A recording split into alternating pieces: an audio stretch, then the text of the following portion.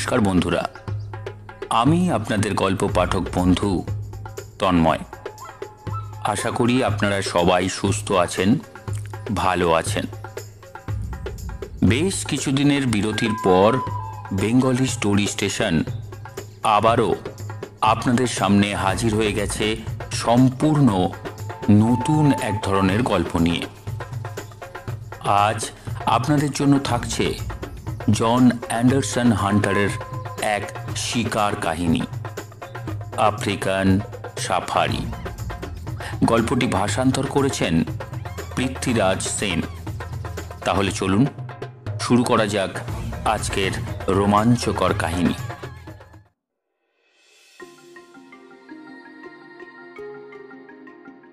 অন্ধকারের মহাদেশ আফ্রিকা, সাহারা আর কালাহান্ডির অভিশাপ বুকে নিয়ে দাঁড়িয়ে আছে। তার অন্তরে আদিম অরণ্যের বন্য সঙ্গীত, তার সর্বত্র নরখাদকদের বেপরোয়া আনাগোনা। এই রহস্যময় আফ্রিকার বুকে দুঃসাহসী পদক্ষেপে শিকারী জে.এ. হান্টার অসংখ্য প্রাণী শিকার করেছেন আর দুর্দান্ত ঘটনার মাধ্যমে নিজের অভিজ্ঞতাকে পরিপূর্ণ করেছেন।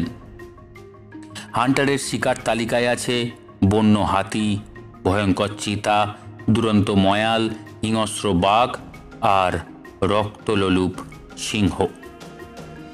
তার লিপিবদ্ধ অভিজ্ঞতা থেকে সুলেখক ও শিকারী ড্যানিয়েল ম্যাকিন্স এই পাণ্ডুলিপি রচনা করেছেন। প্রত্যক্ষ অভিজ্ঞতার জন্য উনি কেনিয়াতে যান অরণ্যের বাস্তবতা দেখতে।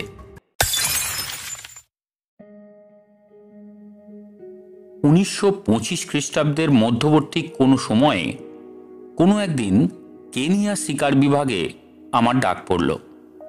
ওই বিভাগের অধিকর্তা ক্যাপ্টেন এ.টি.এ. রিচি ও বিইএমসির দপ্তরে। ক্যাপ্টেন এমন একটা আকর্ষণীয় প্রস্তাব আমাকে উপহার দিলেন, সেটা মনে হয় ইতিপূর্বে কোনো শিকারীর পক্ষে কল্পনারও বাইরে। ক্যাপ্টেনের এই প্রস্তাবের অর্থ সম্পূর্ণরূপে উপলব্ধি করতে হলে কলোনির ওই স্থানের সেই সময়ের বিপর্যস্ত অবস্থাটা ভালো করে জানা দরকার। কেনিয়ার মধ্যবর্তী জায়গায় একটা চওড়া উপত্যকা আছে। সেখানে মাসাই নামে একটা বীর জাতি বাস করে। তীর ধনুক তাদের চোখে অবজ্ঞার সামগ্রী, কারণ তাদের মতে তীর ধনুক হলো কাপুরুষের অস্ত্র। তারা বলে শত্রুর মুখোমুখি হতে যারা ভয় পায় তারাই ওই অস্ত্রের ব্যবহার করে। মাসাইদের যারা তরুণ যোদ্ধা, যাদের নাম হলো ওদের ভাষায় মোরান, তাদের প্রধান খাদ্য হলো দুধ আর তাজা রক্ত। কারণ তারা মনে করে যোদ্ধাদের খাদ্য এছাড়া আর কিছু হতে পারে না। এদের চারপাশে আর যেসব জাতি বাস করত তারা এদের ভয় করত, কারণ এদের সঙ্গে যুদ্ধ করার মতো শক্তি ও সাহস তাদের কারোরই ছিল না। ওরা বল্লম দিয়ে সিংহ শিকার করে ফেলত। যারা এই ব্যাপারটা নিজের চোখে না দেখেছে তারা এই ব্যাপারটাকে একদম অস্বাভাবিক বলেই মনে করবে, এবং এটাই হলো স্বাভাবিক। হিংস্র জন্তু যেমন নিরীহ ব্যক্তির ওপর অত্যাচার চালায়, প্রাচীনকালে এই মাসাইরাও তেমনি অন্যান্য জাতির ওপর ভর করে নিশ্চিত হয়ে জীবনযাপন করত। এটা একটা আশ্চর্যের বিষয় যে সমস্ত শিকারী প্রাণী যেমন বাজ পাখি বা বুনো কুকুর, এদের কোনো শত্রু না থাকায় তাদের সংখ্যার যে বেশি বৃদ্ধি হয় তা কিন্তু নয়। কারণ বাঁচবার জন্য এদের এতই কষ্ট করতে হয় যে তারা বেশি দিন বাঁচে না। এছাড়াও এদের শক্তি বা তেজ যতই থাক না কেন, আসলে এদের শরীর আশ্চর্য রকমের নরম। উপরন্তু তাদের শিকার করা প্রাণীর দেহ তাদের চেয়ে শক্ত। এই উক্তি মানুষের পক্ষেও প্রয়োগ করা চলে। উপজাতিদের মধ্যে পারস্পরিক সংগ্রাম করা যখন ব্রিটিশ সরকার বন্ধ করে দিলেন, তখন যে সমস্ত উপজাতিরা মাসাইদের আশেপাশে বাস করত তাদের সংখ্যায় ক্রমশ বৃদ্ধি এক বিশেষ সমস্যা সৃষ্টি করল। অন্যদিকে জীবনের নিয়মধারা সম্পূর্ণরূপে পাল্টে যাওয়ার ফলে তখন মাসাই জাতি প্রায় নিশ্চিহ্ন হয়ে যেতে বসেছিল। জীবন ধারণের জন্য বেশি করে গরু মোষ পালনে বাধ্য হল। এদের সংখ্যা বেড়ে যাওয়ার ফলে সমস্ত মেলার মধ্যে মারাত্মক মহামারীর প্রাদুর্ভাব দেখা দিল। হাজার হাজার গরু মোষ মরে গিয়ে মাত্র কিছু তাদের পরিচয় বহনের জন্য টিকে গেল। এর সঙ্গে সঙ্গে সিংহের দল নোংরা জিনিস পরিষ্কার করার ভার নিল। মরা গরু বাছুর খেয়ে সিংহের পাল বেশি রকমের বেড়ে গেল। সাধারণ অবস্থায় যেসব অসুস্থ সিংহ শিশুরা অসময়ে মারা যেত তারাও হৃষ্টপুষ্ট হয়ে গেল। খুব কম সময়ের মধ্যেই সিংহের পালে সমস্ত মাসাই দেশটা ভরে গেল।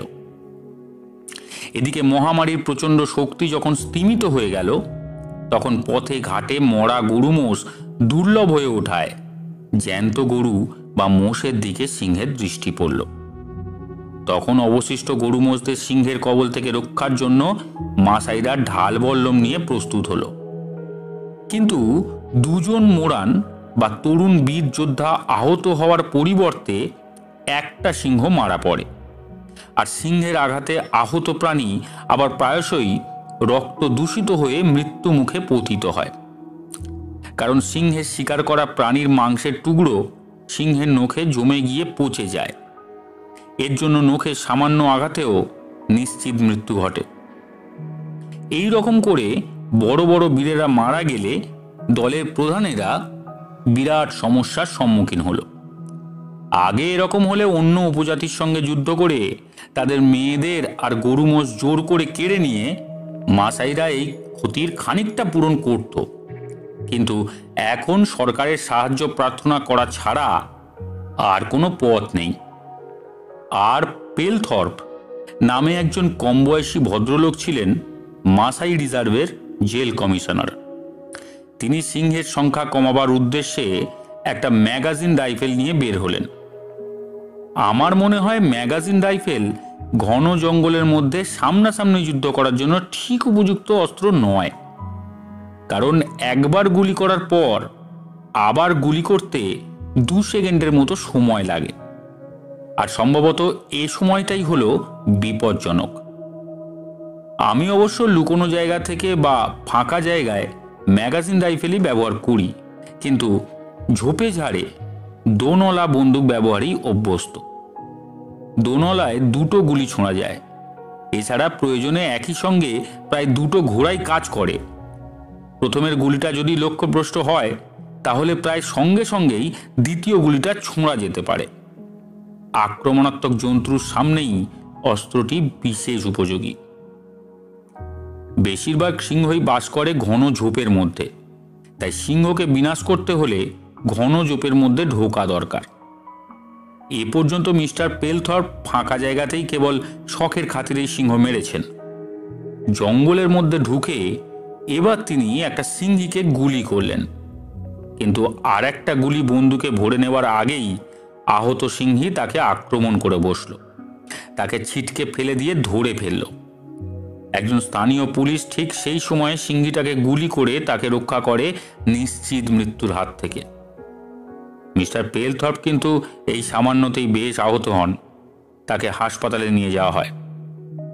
ক্যাপ্টেন রিচি বললেন, পেলথর্পের অভিজ্ঞতার পর সাধারণ শিকারীর হাতে আর ব্যাপার ছেড়ে দেওয়া উচিত বলে ওনারা মনে করছেন না। এ কাজ অভিজ্ঞ শিকারীর। দীর্ঘ আলোচনার পর আমি এ কাজের উপযুক্ত বলে শিকার বিভাগ কর্তৃক বিবেচিত হয়েছি। সিংহের পরিমাণ অত্যন্ত বৃদ্ধি পেয়েছে। ওদের সংখ্যা অনেকটা হ্রাস করে ফেলতে হবে 3 মাসের মধ্যেই। ওদের চামড়াগুলো মাইনে হিসেবে হবে আমার। সব সেরা কালো কেশরী সিংহের চামড়া একটা 20 পাউন্ড করে, আর 3 পাউন্ড করে সিংহীর চামড়া তখন বিক্রি হচ্ছিল। সন্দেহ নেই এতে বিপদের সম্ভাবনাও প্রচুর, কিন্তু এতে করে সংসারেও প্রচুর টাকা আসবে। এরই মধ্যে 4টি সন্তান হয়েছে আমাদের। কেনিয়ার মতো জায়গায় ছেলেপুলে মানুষ করতে যে এত খরচ হয় তা আমার চিন্তারও অতীত ছিল। আশ্চর্য। হিলডার কাছে সন্ধেবেলা কথাটা পারলাম। কোনো অভিজ্ঞ শিকারীর কাছে ঝোপের মধ্যে 10টা কি তার বেশি 20টা সিংহ মারা এমন একটা কিছু মারাত্মক বিষয় নয়, কিন্তু কম অথচ নির্দিষ্ট সময়ের মধ্যে 100টা সিংহ মারতে গেলে যে কোনো সময়ে বিপজ্জনকভাবে আহত হতে পারেন। প্রখর বুদ্ধিসম্পন্ন হিলডারের মাথায় একটা সুন্দর পরিকল্পনা জন্ম নিল। সে বলল, মনে আছে ইয়ঙ্গরায়, সিংহ শিকারের সময় ক্যাপ্টেন হাস্টের কুকুরের পালের কথা? তোমার খুব কাছে তো তারা এসেছিল। কুকুরের সাহায্য এ ব্যাপারেও নিয়ে দেখতে পারো। মতলবটার চমৎকারিত্ব সম্পর্কে কোনো সন্দেহ নেই, কিন্তু ক্যাপ্টেন হাস্টের ভাই তো তার কুকুরগুলো বিক্রি করে দিয়েছেন। এরকম ভালো জাতের একপাল কুকুর আর কোথায় পাওয়া যায় তাও তো জানি না। শেষ পর্যন্ত নানা জায়গায় ভালো কুকুরের বৃথা খোঁজ করার পর নাইরোবির কুকুরের ঘাঁটিতে গেলাম।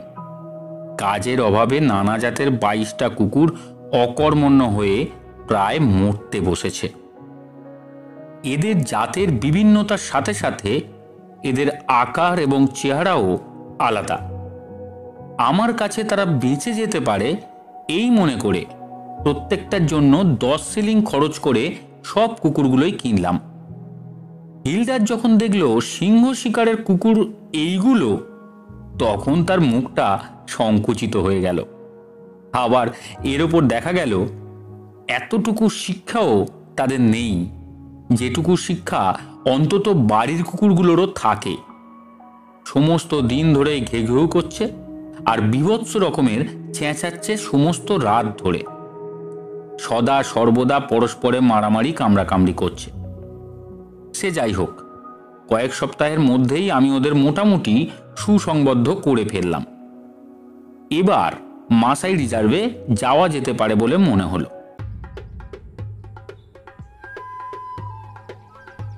বনের বিভিন্ন জায়গায় টোপ বহন করার জন্য সরকার থেকে 6টা বলদ দেয়া হলো। আমি বেরিয়ে পড়লাম, সঙ্গে রইল কুকুরের পাল। এই মন্থস্থরগতি জানোয়ার আর কতকগুলো স্থানীয় কুলি নিয়ে নাইরোবি থেকে 20 মাইল দক্ষিণ পূর্বে কঞ্চা পর্যন্ত প্রধান রাজপথ ধরে গেলাম। তারপর সেখান থেকে পশ্চিম দিকে ক্রমান্বয়ে একদিন চলবার পর বন ক্রমে পাতলা হয়ে এলো। আমরা এলুম একটা সমান জায়গায়। কিকুদের বাড়ি আর প্রায় দেখাই যাচ্ছে না। এই কিকুরা কৃষিকার্যের মাধ্যমে জীবিকা নির্বাহ করে। দীর্ঘদিন ধরেই এই মাসাই জাতি এদের উপর নানা রকম অত্যাচার করেছে, লুটপাটও করেছে। পেছনে পড়ে রইল চাষের ক্ষেত। এখন সামনে খালি ঘাসে ঢাকা চওড়া জমি। তার এখানে ওখানে প্রচুর শিকার ছড়ানো রয়েছে। ঘুরে বেড়ানোর পথে এই স্থান উপযুক্ত। সেই কোন প্রাচীনকাল থেকে ওই জায়গায় জেব্রা আর অন্যান্য বুনো জন্তুদের পাশাপাশি মাসাইরা তাদের গরু মোষ চড়াত। এখানকার বায়ু শান্ত এবং বিশুদ্ধ, শ্বাস প্রশ্বাসের পক্ষে আনন্দদায়ক। এই প্রশস্ত রাস্তার সামনে কোনো বাড়ি বা কোনো রাস্তা বাধা দান করেনি। রিজার্ভের বন্য অঞ্চলের মধ্যে দিয়ে ক্রমাগতই এগিয়ে চলেছি। হিলডার সঙ্গে না থাকলে নাইরোবিতে ফেরার জন্য আমার কোনো চিন্তাই থাকতো না, কারণ এই আফ্রিকা হলো ঈশ্বরের আদিম সৃষ্টির অনুরূপ। শ্বেতাঙ্গ মানুষের দ্বারা গ্রাম আর গোলাবাড়ি তৈরি করার মাধ্যমে এর সৌন্দর্য নষ্ট হওয়ার আগের রূপ।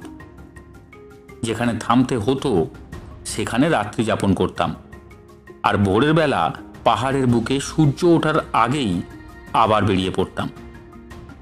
অনির্দেশ পথে কুলির হাত ধরে চলতাম। একদিন সন্ধ্যাবেলায় হঠাৎ তাঁবুর চারদিকে সিংহের গর্জন শোনা গেল। তখন আমরা রিজার্ভের মধ্যে অনেকটা এগিয়ে গেছি। তাদের উচ্চারণে বোঝা গেল যে তারা পুরুষ সিংহ।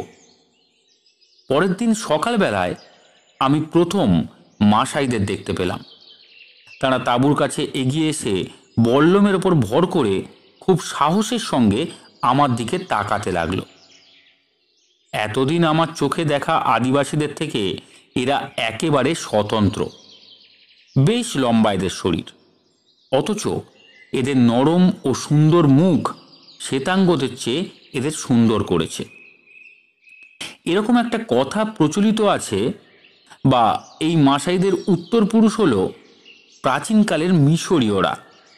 সেই কালে কোনো এক অজানিত কারণে তারা বাধ্য হয়েছিল দলে দলে জঙ্গল অভিমুখে চলে আসতে। এই তরুণ শিকারী বা মোরানদের মুখ লাল রঙে বিচিত্র শোভায় শোভিত। হাড় গুঁড়ো করা খড়ি দিয়ে আঁকা হয়েছে সেই ছবির সীমারেখা। তাদের পরনে মাত্র এক টুকরো কাপড় আর একটা কম্বল কোনো রকমে শরীরটাকে জড়িয়ে কাঁধের কাছে গেরো করে বাঁধা আছে। ওরা যখন শুনল যে আমি সিংহ শিকারের জন্য এসেছি এখানে, তখন মনে হলো একটা মজার কথা শুনছে। তারা বলল, খালি বন্দুক নিয়ে সিংহ শিকার করতে গেলে আমি বিপদে পড়ব। তাদের মতে সিংহ শিকারের পথে বল্লম হলো উপযুক্ত হাতিয়ার। বন্দুক তাদের কাছে আড়ম্বর বস্তু। প্রাচীনকালে তারা একবার আরববাসী ব্যবসায়ীদের সহজেই পরাস্ত করেছিল। সেই থেকেই তাদের এই রকম মনোভাব। এই আরববাসীর সঙ্গে প্রাচীনকালেই সেই গাদা বন্দুক ছিল। যাই হোক, বোধহয় আমাকে পরীক্ষা করার জন্যই এদের একজন বলল, তাঁবু থেকে কিছু দূরেই অবস্থান করে এমন দুটো সিংহের সংবাদ সে জানে। ওর সঙ্গী সঙ্গে সঙ্গে ওর কথা সমর্থন করল। সে বলল, সিংহ দুটি খুবই সুন্দর এবং সে খুব খুশিও হবে যদি সিংহ দুটোকে শিকার করতে আমার সঙ্গ লাভ করে। এরকম খুঁতখুঁতে লোকের সামনে প্রথম সিংহ শিকারে প্রবৃত্ত হতে আমার ইচ্ছে হলো না। প্রথম কথা, আমার কুকুরগুলো অনুশীলনে মার্জিত নয়। তাছাড়া এও আমার জানা নেই যে সিংহ দুটোর অবস্থান ঝোপ না ফাঁকা জায়গায়। যেভাবে ওরা আমার দিকে অবজ্ঞার সঙ্গে তাকাচ্ছিল, তার জন্য বাধ্য হয়েই আমি সম্মত হলাম ওদের সঙ্গে যেতে। ওদের পথ নির্দেশের আজ্ঞা দিয়ে কুকুরগুলোকে খুলে দেওয়ার জন্য কুলিকে বললাম। মাসাইদের পেছন পেছন একটা শুষ্ক নালার সামনে এসে উপস্থিত হলাম। বর্ষাকালে এখানে প্রচণ্ড বেগে জলের স্রোত বইত। পায়ের নিচের বালিতে সেখানে সিংহের পায়ের ছাপ পড়েছে। তাই দেখে দেখে মাসাইরা তাড়াতাড়ি কোনো কষ্ট না করেই এগোতে লাগলো। সন্দেহের সঙ্গে এই অজানা গন্ধ শুঁকতে শুঁকতে কুকুরগুলো এগোতে লাগলো। এঁকে বেঁকে চলবার সময় একটা মোড় অতিক্রম করতেই দেখা গেল বালির উপর দুটো সিংহ বিরাট দুটো বিড়ালের মতো সোজা হয়ে শুয়ে আছে। আমাদের দেখে উঠে দাঁড়িয়ে তারা তীক্ষ্ণভাবে রাগী চোখে তাকাতে লাগলো। তাদের এতকালের অনুসন্ধানের বিষয়বস্তুকে সামনে একবার দেখেই প্রায় সব কুকুরগুলোই চিৎকার করতে করতে ছুটে পালালো। কখনো তারা সিংহ দেখেনি, ভাবতেও পারেনি এমন কোনো পশু থাকতে পারে। কিন্তু যে চারটে এয়ারডন কুকুর ছিল, তারা সাহসের সঙ্গে দাঁড়িয়ে রইল। কি আমার কি মাসাইদের তখন আর চিন্তা করারও অবকাশ নেই। দুজন মাসাই বল্লম তুলে আক্রমণের অপেক্ষায় থাকলো। সেই দৃশ্য চমৎকার। তাড়াতাড়ি আমি গুলি করলাম বড় সিংহটার বুক লক্ষ্য করে। গুলি লেগে সিংহটা পিছিয়ে গেল। তারপর রাগের সঙ্গে গর্জন করে আওয়াজ তুলে এক পাশে কাত হয়ে পড়ল। আর তার সঙ্গে যেটা ছিল সেটা তাড়াতাড়ি ঢুকে পড়ল নালার বাম দিকে অবস্থিত নিবিড় জঙ্গলের মধ্যে। সঙ্গে সঙ্গেই মরা সিংহটার উপর ঝাঁপিয়ে পড়ে এয়ারডন কুকুরগুলো কামড়াতে লাগলো। প্রাণের আনন্দে তারা টানাটানি শুরু করলো মরা সিংহটার কেশর। আমি কোনো বাধা দিইনি। তারপর যখন দলের অন্যান্য কুকুরগুলো ভয়ে ভয়ে ফিরে এলো, আমিও তখন তাদেরকে উৎসাহ দিতে লাগলাম। অবশিষ্ট যে দুটো কুকুর যারা সাহসের পরীক্ষায় খানিকটা উত্তীর্ণ হয়েছিল, আমার মনে হলো বোধহয় আমি এই 6টা কুকুরকে উপযুক্ত করে ফেলবো সিংহ শিকারের পূর্বে। কুকুরগুলোর আক্রোশ যখন স্তিমিত হয়ে এলো মরা সিংহটার ওপর থেকে, তখন আমি তাদের সেই ঝোপের কাছে নিয়ে গেলাম যেখানে অন্য সিংহটা নিজেকে লুকিয়ে রেখেছিল। তার কাছে যেতেই সিংহটা চাপা নিম্ন স্বরে গর্জন করে সতর্ক করে দিল। এয়ারডন আর বাকি কুকুরগুলো রাগে চেঁচাতে চেঁচাতে তেড়ে গেল ঝোপটার সামনে, আর অন্য কুকুরগুলো ঝোপটাকে চারিদিক দিয়ে ঘিরে চেঁচাতে লাগলো, কিন্তু সাহস করলো না সামনে এগোতে। একটা মাসাই একটা বল্লম মারতেই খানিকটা এগিয়ে এলো সিংহটা। একটা এয়ারডনের ওপর ঝাঁপিয়ে পড়বার ভাব দেখাতে লাগলো সিংহটা, আর আমার গুলি করার সুযোগের আগেই প্রায় সঙ্গে সঙ্গেই পূর্বের জায়গায় ফিরে গেল। এর মধ্যেই কুকুরগুলোর সাহস বেড়েই চলল।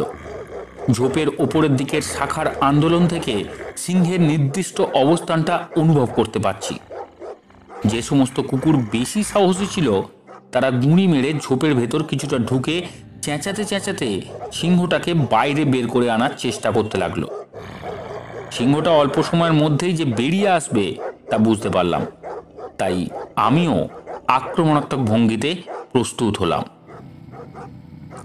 আচমকা ঝোপঝাড়গুলো ভীষণভাবে দুলে উঠল, আর প্রায় সঙ্গে সঙ্গেই সিংহটা ভয়ঙ্করভাবে তেড়ে আমার দিকে এগিয়ে এলো।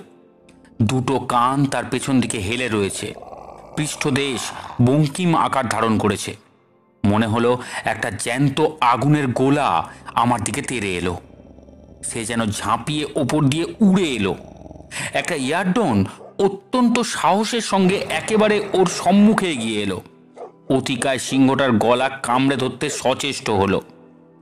শিশু যেমন অনায়াসেই তার খেলনা ছুঁড়ে ফেলে দেয়, সিংহটাও তেমনি তাকে ছুঁড়ে ফেলে দিল। গতির বেগ অব্যাহত রেখে সে ধাবিত হলো আমার দিকে, আর যারা চিৎকার করে তাকে বিরক্ত করছিল তাদের সম্পূর্ণ অগ্রাহ্য করল। আমি গুলি করলাম 10 গজের মধ্যে এসে পড়তেই ঠিক দু চোখের মাঝখানে গুলিটা বিঁধে গেল, আর একটুও নড়াচড়া না করে সিংহটা মাটিতে পড়ে গেল। সকালের ঠান্ডা শান্ত বাতাসে ছোট্ট গুলির গর্ত থেকে বেরিয়ে যাওয়া ধোঁয়াটা পাক খেতে খেতে ওপরে উঠে যেতে লাগলো। মাসাইরা আনন্দের চোটে যুদ্ধের নাচ নাচতে আরম্ভ করে দিল। একদিকে যুদ্ধের উত্তেজনা, তার উপর আবার ওই দুটো সিংহের মরা দেহ। নিজেরাই নিজেদের দখলের বাইরে চলে গেল। বল্লমটাকে খাড়া করে ধরে কোমরটাকে পিছন দিকে রেখে তারা সামনের দিকে হেলে দাঁড়িয়ে রইল। তারপরেই হঠাৎ সিধে হয়েই সঙ্গে সঙ্গে আগের মতোই ঝুঁকে দাঁড়ালো। আবার উত্তেজনার বৃদ্ধির সঙ্গে সঙ্গেই ওদের এই আশ্চর্য রকমের অঙ্গ চালানোর গতিও বৃদ্ধি পেতে লাগলো। শেষ পর্যন্ত ওদের আচরণ ঠিক যেন পিস্টনের মতো হয়ে দাঁড়ালো। এই ধরনের আবেগ আশ্চর্য রকমের। মাসাইদের এই ব্যবহার অতি সাধারণ। ওদের সঙ্গে বাস করে যেসব শ্বেতাঙ্গরা তারা একে কাঁপুনি বলে। এ ধরনের ব্যাপার এর আগে আমি আর কখনো দেখিনি, তাই আমার পক্ষে বোধগম্য হয় না। যারা ক্রুদ্ধ সিংহের আক্রমণকে সামান্য বল্লম মাত্র দিয়ে বাধা দেয় তাদের পক্ষে এরকম মৃগী রোগের আক্রান্ত ব্যক্তির মতন আচরণ করা কিভাবে সম্ভব হয়? সিংহটাকে মেরে ফেলে যে আনন্দটা আমার মধ্যে এসে গেছিল তা প্রতিহত হলো তখনই যখন দেখলাম মেরুদণ্ড ভেঙে পড়ে থাকা সেই এয়ারডন কুকুরটাকে, যেটা সিংহের মুখোমুখি হয়েছিল। যে সমস্ত কুকুর যারা ভয় পেয়ে দূর থেকে খালি ঘেউ ঘেউ করছিল তারা এমন বীরত্বের সঙ্গে কামড়াতে লাগলো মরা সিংহটাকে যেন মনে হচ্ছিল তারা কতই সাহসী। অথচ অনুযোগহীন এই কুকুরটা যে একটু আগে প্রচণ্ড বীরত্বের পরিচয় দিয়েছিল সে এখন মৃত প্রায় হয়ে মাটিতে পড়ে আছে। সমস্ত কষ্ট থেকে তাকে নিষ্কৃতি দেয়া ব্যতীত আর কিছুই আমার করার ছিল না। সিংহের একেবারে মুখোমুখি হওয়া মানেই হলো মৃত্যুকে আলিঙ্গন করা। কোনো কুকুরের পক্ষেই একটা সিংহের হাত থেকে পালিয়ে যাওয়া এক প্রকার অসম্ভব। নিরাপদ দূরত্ব রেখে চিৎকার করাই হলো কুকুরের কাজ, কামড়ানো কখনোই উচিত নয়, যদি না তার মনিব অথবা তার বন্ধু সিংহের খপ্পরে পড়ে। বহুবার আহত হয়ে ক্যাপ্টেন হাস্টের কুকুরদের এই শিক্ষাই ভালো করে জানা হয়ে গিয়েছিল। সেই শিক্ষা গ্রহণের পূর্বেই হতভাগ্য এয়ারডন মারা পড়ল। তার মৃত্যু থেকে বাকি কুকুরগুলো এই শিক্ষাই পাবে, এটাই এখন আমার একমাত্র আশা। অদূর ভবিষ্যতে ওদের শিকারে উৎসাহ জানানোর জন্য মরা সিংহটাকে আমি টেনে এনে কুকুরদের সামনে ফেলে দিলাম। প্রথমে এটা তাদের কাছে প্রিয় হয়নি, কিন্তু শেষ পর্যন্ত খাবলা খাবলা করে এই মাংস খাবার জন্য তাদের মধ্যে ঝগড়া সৃষ্টি হতে চলল। সিংহটার চামড়াটা কুলিদের দিয়ে ছাড়িয়ে নিয়ে আমি ফিরলাম তাঁবুর দিকে। আফ্রিকায় বেতারের মতো তাড়াতাড়ি সংবাদ ছড়ায়। একদল তরুণ বীরকে আমার অভ্যর্থনার জন্য প্রস্তুত থাকতে দেখলাম। যখন আমি তাঁবুতে ফিরলাম তখন মনে হয় গুলির শব্দ পেয়েই ওরা তাড়াতাড়ি চলে এসেছে। এছাড়া অন্য কোনো কারণ আমার চিন্তার বাইরে ছিল। তখন আনন্দের উচ্ছ্বাস প্রবল হলো। আগে সেই মাসাই দুটো সংবাদ দিল যে ওরা আমায় এমন একটা জায়গায় নিয়ে যাবে সেখানে এখানের থেকেও সিংহের সংখ্যা বেশি। ওরা আমাকে এখনই নিয়ে যাওয়ার ইচ্ছা প্রকাশ করতেই আমি আপত্তি করলাম। বললাম যে কালকের আগে তাঁবু গোটানো এক প্রকার অসম্ভব। বন্দুকের লক্ষ্যটা একমুখী করতে করতেই সমস্ত বিকেলটা কেটে গেল। কারণ যে দুটো গুলি দিয়ে আমি সকালে সিংহ দুটোকে মেরেছিলাম সে দুটো সেখানে বিদ্ধ হয়নি। হওয়ার কথা ছিল যেখানে, কুকুরগুলোকে সঙ্গে নিয়ে গিয়েছিলাম। আর লক্ষ্য করছিলাম ভালো করে যে ওরা গুলির শব্দ শুনে কি করে। দেখলাম একটা মাত্র কুকুরই গুলির শব্দ শুনে ভয় পায়, তাই সেটাকে দিয়ে দিলাম একটা বুড়ো মাসাইকে। কুকুরটা পেয়ে সেও খুশি হলো। আমরা বেরিয়ে পড়লাম পরদিন ভোরবেলায়। ঘাড়ের ওপর মোষের চামড়ার বিরাট ঢাল ফেলে আর বল্ল মুচিয়ে মাসাইরাও সঙ্গে সঙ্গে চলল। প্রায় 50 পাউন্ডের এই ঢালগুলো, অথচ জোয়ানরা সেগুলো হালকা পালকের মতো বয়ে নিয়ে চলল। লাল, কালো, সাদা বিভিন্ন রঙের অনেক বিচিত্র ছবি তাতে আঁকা। মাসাইরা ঢাল দেখে বলে দিতে পারে কোথায় বাস এদের মালিকের, কোন জোয়ান দলের যোদ্ধা সে, সেই দলে তার স্থান কীরকম, সে সভ্য কোন বয়সে সৈন্য দলের, তার নাম কি, আর সিংহ শিকারে কিংবা যুদ্ধের ব্যাপারে সে করেছে কি, সেটা পর্যন্ত।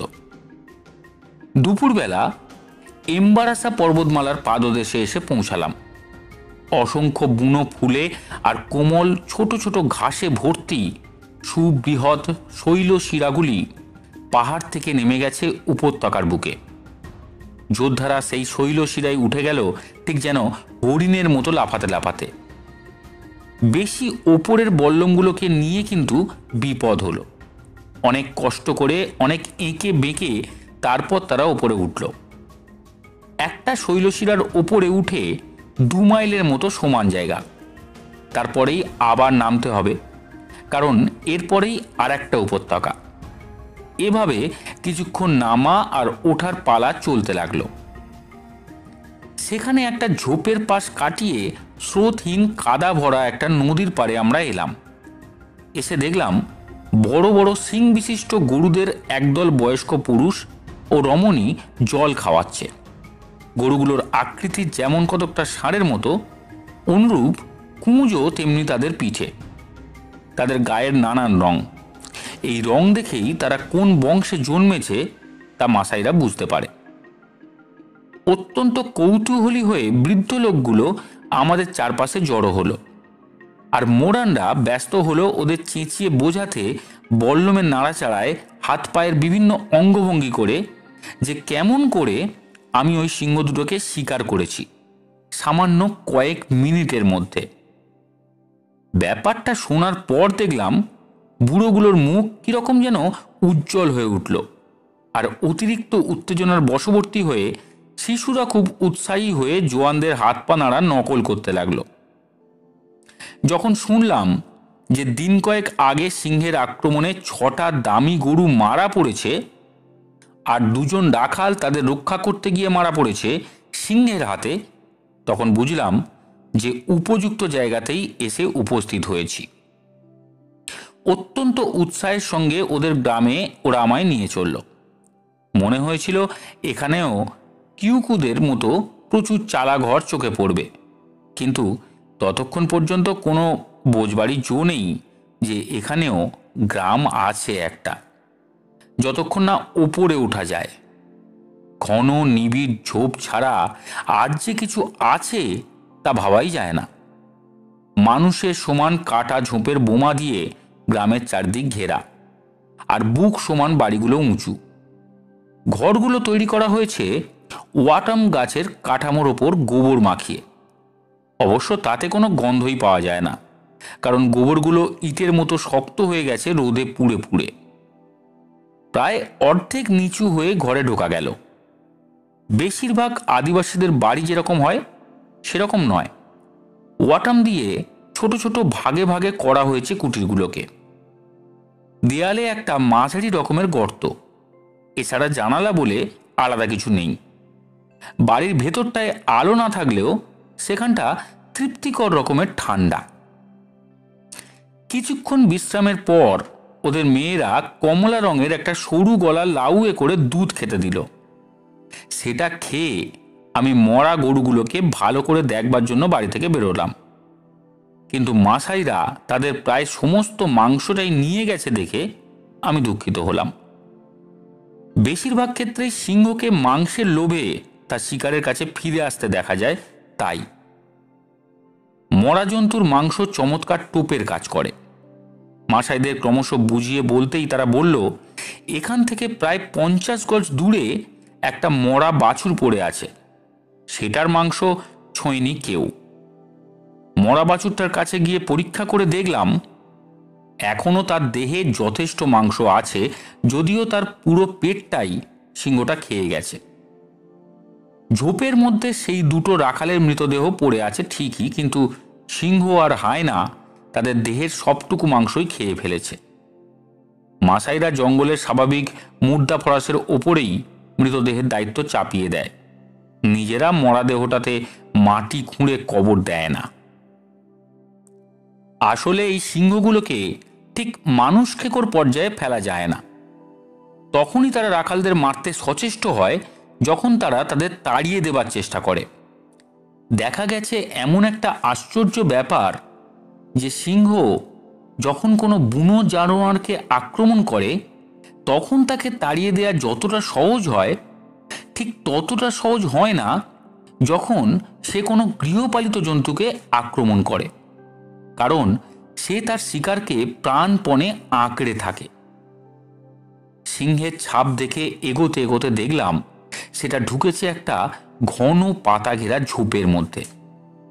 সে কখন রাত্রি হবে তার জন্য অপেক্ষা করছে, কখন আবার সে ফিরে যাবে তার শিকারের কাছে। মাসাইরা বলল, তারা যখন সন্ধ্যাবেলা তাদের গরু মোষ নিয়ে বাড়ি ফেরে তখন তারা জন্তুদের তাড়া দেওয়ার জন্য চিৎকার করে। সিংহ এই চিৎকার শুনেই বুঝতে পারে যে তার পথে আর কোনো বাধা নেই। তখন একটু পরেই সে ফিরে আসে তার শিকারের কাছে।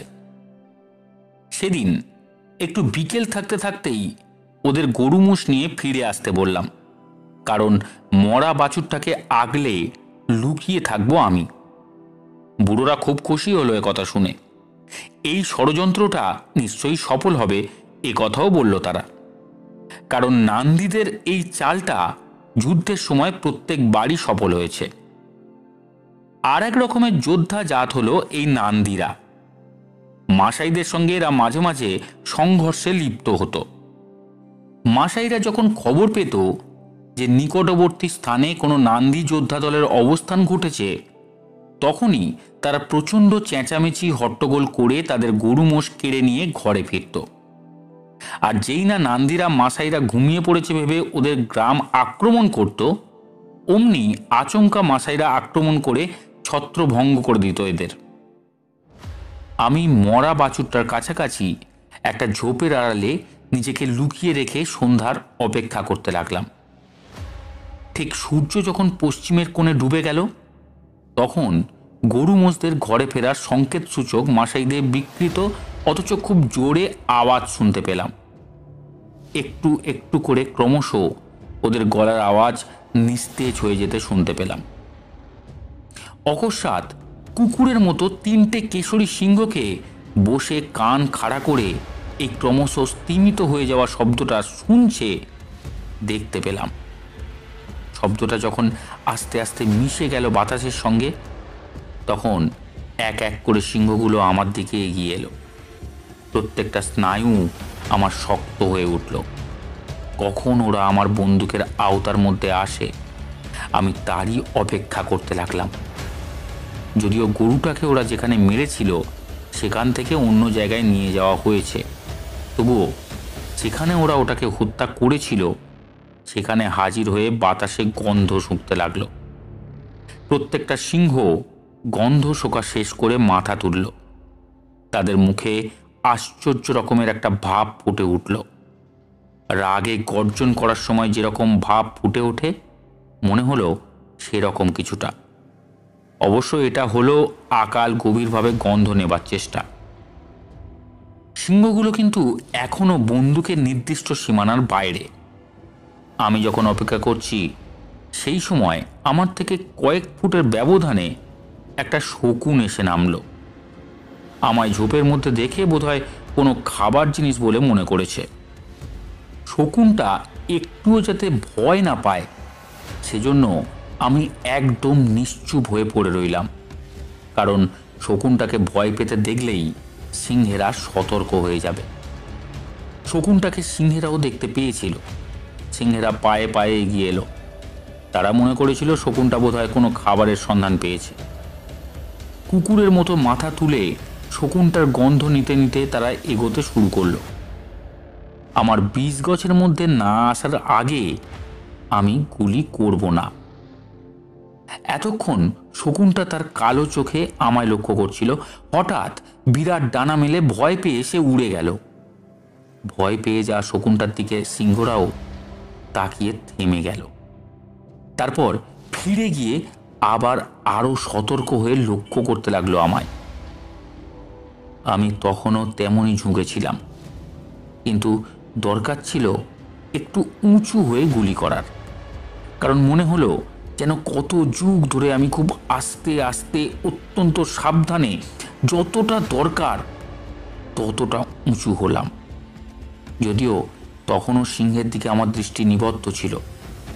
রাইফেল তুলে বুড়ো আঙুল দিয়ে তার ক্যাচটা সরিয়ে যা লক্ষ্য করলাম সেটা সামনের সিংহটার একেবারে কপালের মাঝ। দিলাম এবার গুলি চালিয়ে। সে গুলি করার সঙ্গে সঙ্গেই মরে পড়ে গেল। এক লাফে বাকি সিংহ দুটো পিছিয়ে গেল। পালিয়ে গেল না কিন্তু। যেমন জন্তু আগে কখনো বন্দুকের আওয়াজ শোনেনি, তারা এতে খুব বেশি ভয় পায় না, কারণ বোধ হয় একে তারা বজ্রাঘাত বলে মনে করে। দ্বিতীয় সিংহটাকে গুলি করতে গুলিটা কাঁধে গিয়ে বিদ্ধ হলো।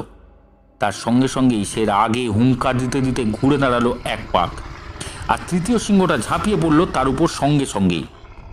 শুরু হলো দুজনের মারামারি। রাগে তৃতীয় সিংহটা উন্মাদের মতো ল্যাচ আজরাচ্ছে। খাড়া হয়ে উঠেছে তার গায়ের লোম। প্রকাণ্ড মুখ ব্যাদান করে সে চায় তার সঙ্গীর মাথার খুলি কামড়ে ধরতে। তৃতীয় সিংহটার কাঁধে এবার আমার গুলি গিয়ে লাগলো। ঘোড়ার মতো পেছনের দুপায়ে ভর করে সে লাফিয়ে উঠল সঙ্গে সঙ্গেই, আর আমার দ্বিতীয় গুলি তার কাঁধে সেই অবস্থাতেই গিয়ে বিদ্ধ হলো। সিংহটা পড়ে গেল সঙ্গে সঙ্গে, নড়ল না পর্যন্ত একটুও। এর আগেই দ্বিতীয় সিংহটা মারা পড়েছে, সঙ্গীর কামড়ে কিংবা আমার গুলির আঘাত লেগেই। দূর থেকে শোনা গেল মাসাইদের উৎফুল্ল চিৎকার। ওরা শুনেছে আমার বন্দুকের আওয়াজ। তারা ঝোপঝাড় ভেঙে ছুটে এলো। যারা একটা শত্রু মারা গেলে আনন্দের আতিশয্যে আপনাকে হারিয়ে ফেলে, তিনটে সিংহকে একসঙ্গে মারা পড়তে দেখে তাদের উল্লাসের সীমা ছাড়িয়ে গেল। গ্রামে পদার্পণ করলাম আমরা যুদ্ধ করে বিজয়ীর ভূমিকা নিয়ে। একটা ভেড়া আমার সামনে মেরে পরে আগুনে তার পাঁজরার মাংসটা ঝলসিয়ে আমায় দেয়া হলো খেতে। রাত্রের মাংসের চাইতেও সুস্বাদু খেতে হলো। মাটির পাত্রে মেয়েরা পম্বে নামে দেশীয় বিয়ার নিয়ে এলো। দু হাতে ধরে এক ঢোক পান করে পাশের লোককে দিল। এভাবেই প্রত্যেকের কাছেই পানপাত্রটা ঘুরতে লাগলো। ক্রমে চোখে নেশা লেগে যেতেই ঘন হয়ে থলি কপালের দিকে লাফিয়ে ওঠার মতো এক আশ্চর্য ধরনের নাচ নাচতে তারা শুরু করে দিল। ওদের এই নাচ আমি বিয়ার খেতে খেতে আর মাংসে কামড় লাগাতে লাগাতে দেখতে লাগলাম। আমায় ঘিরে কুকুরগুলো শুয়ে রইল।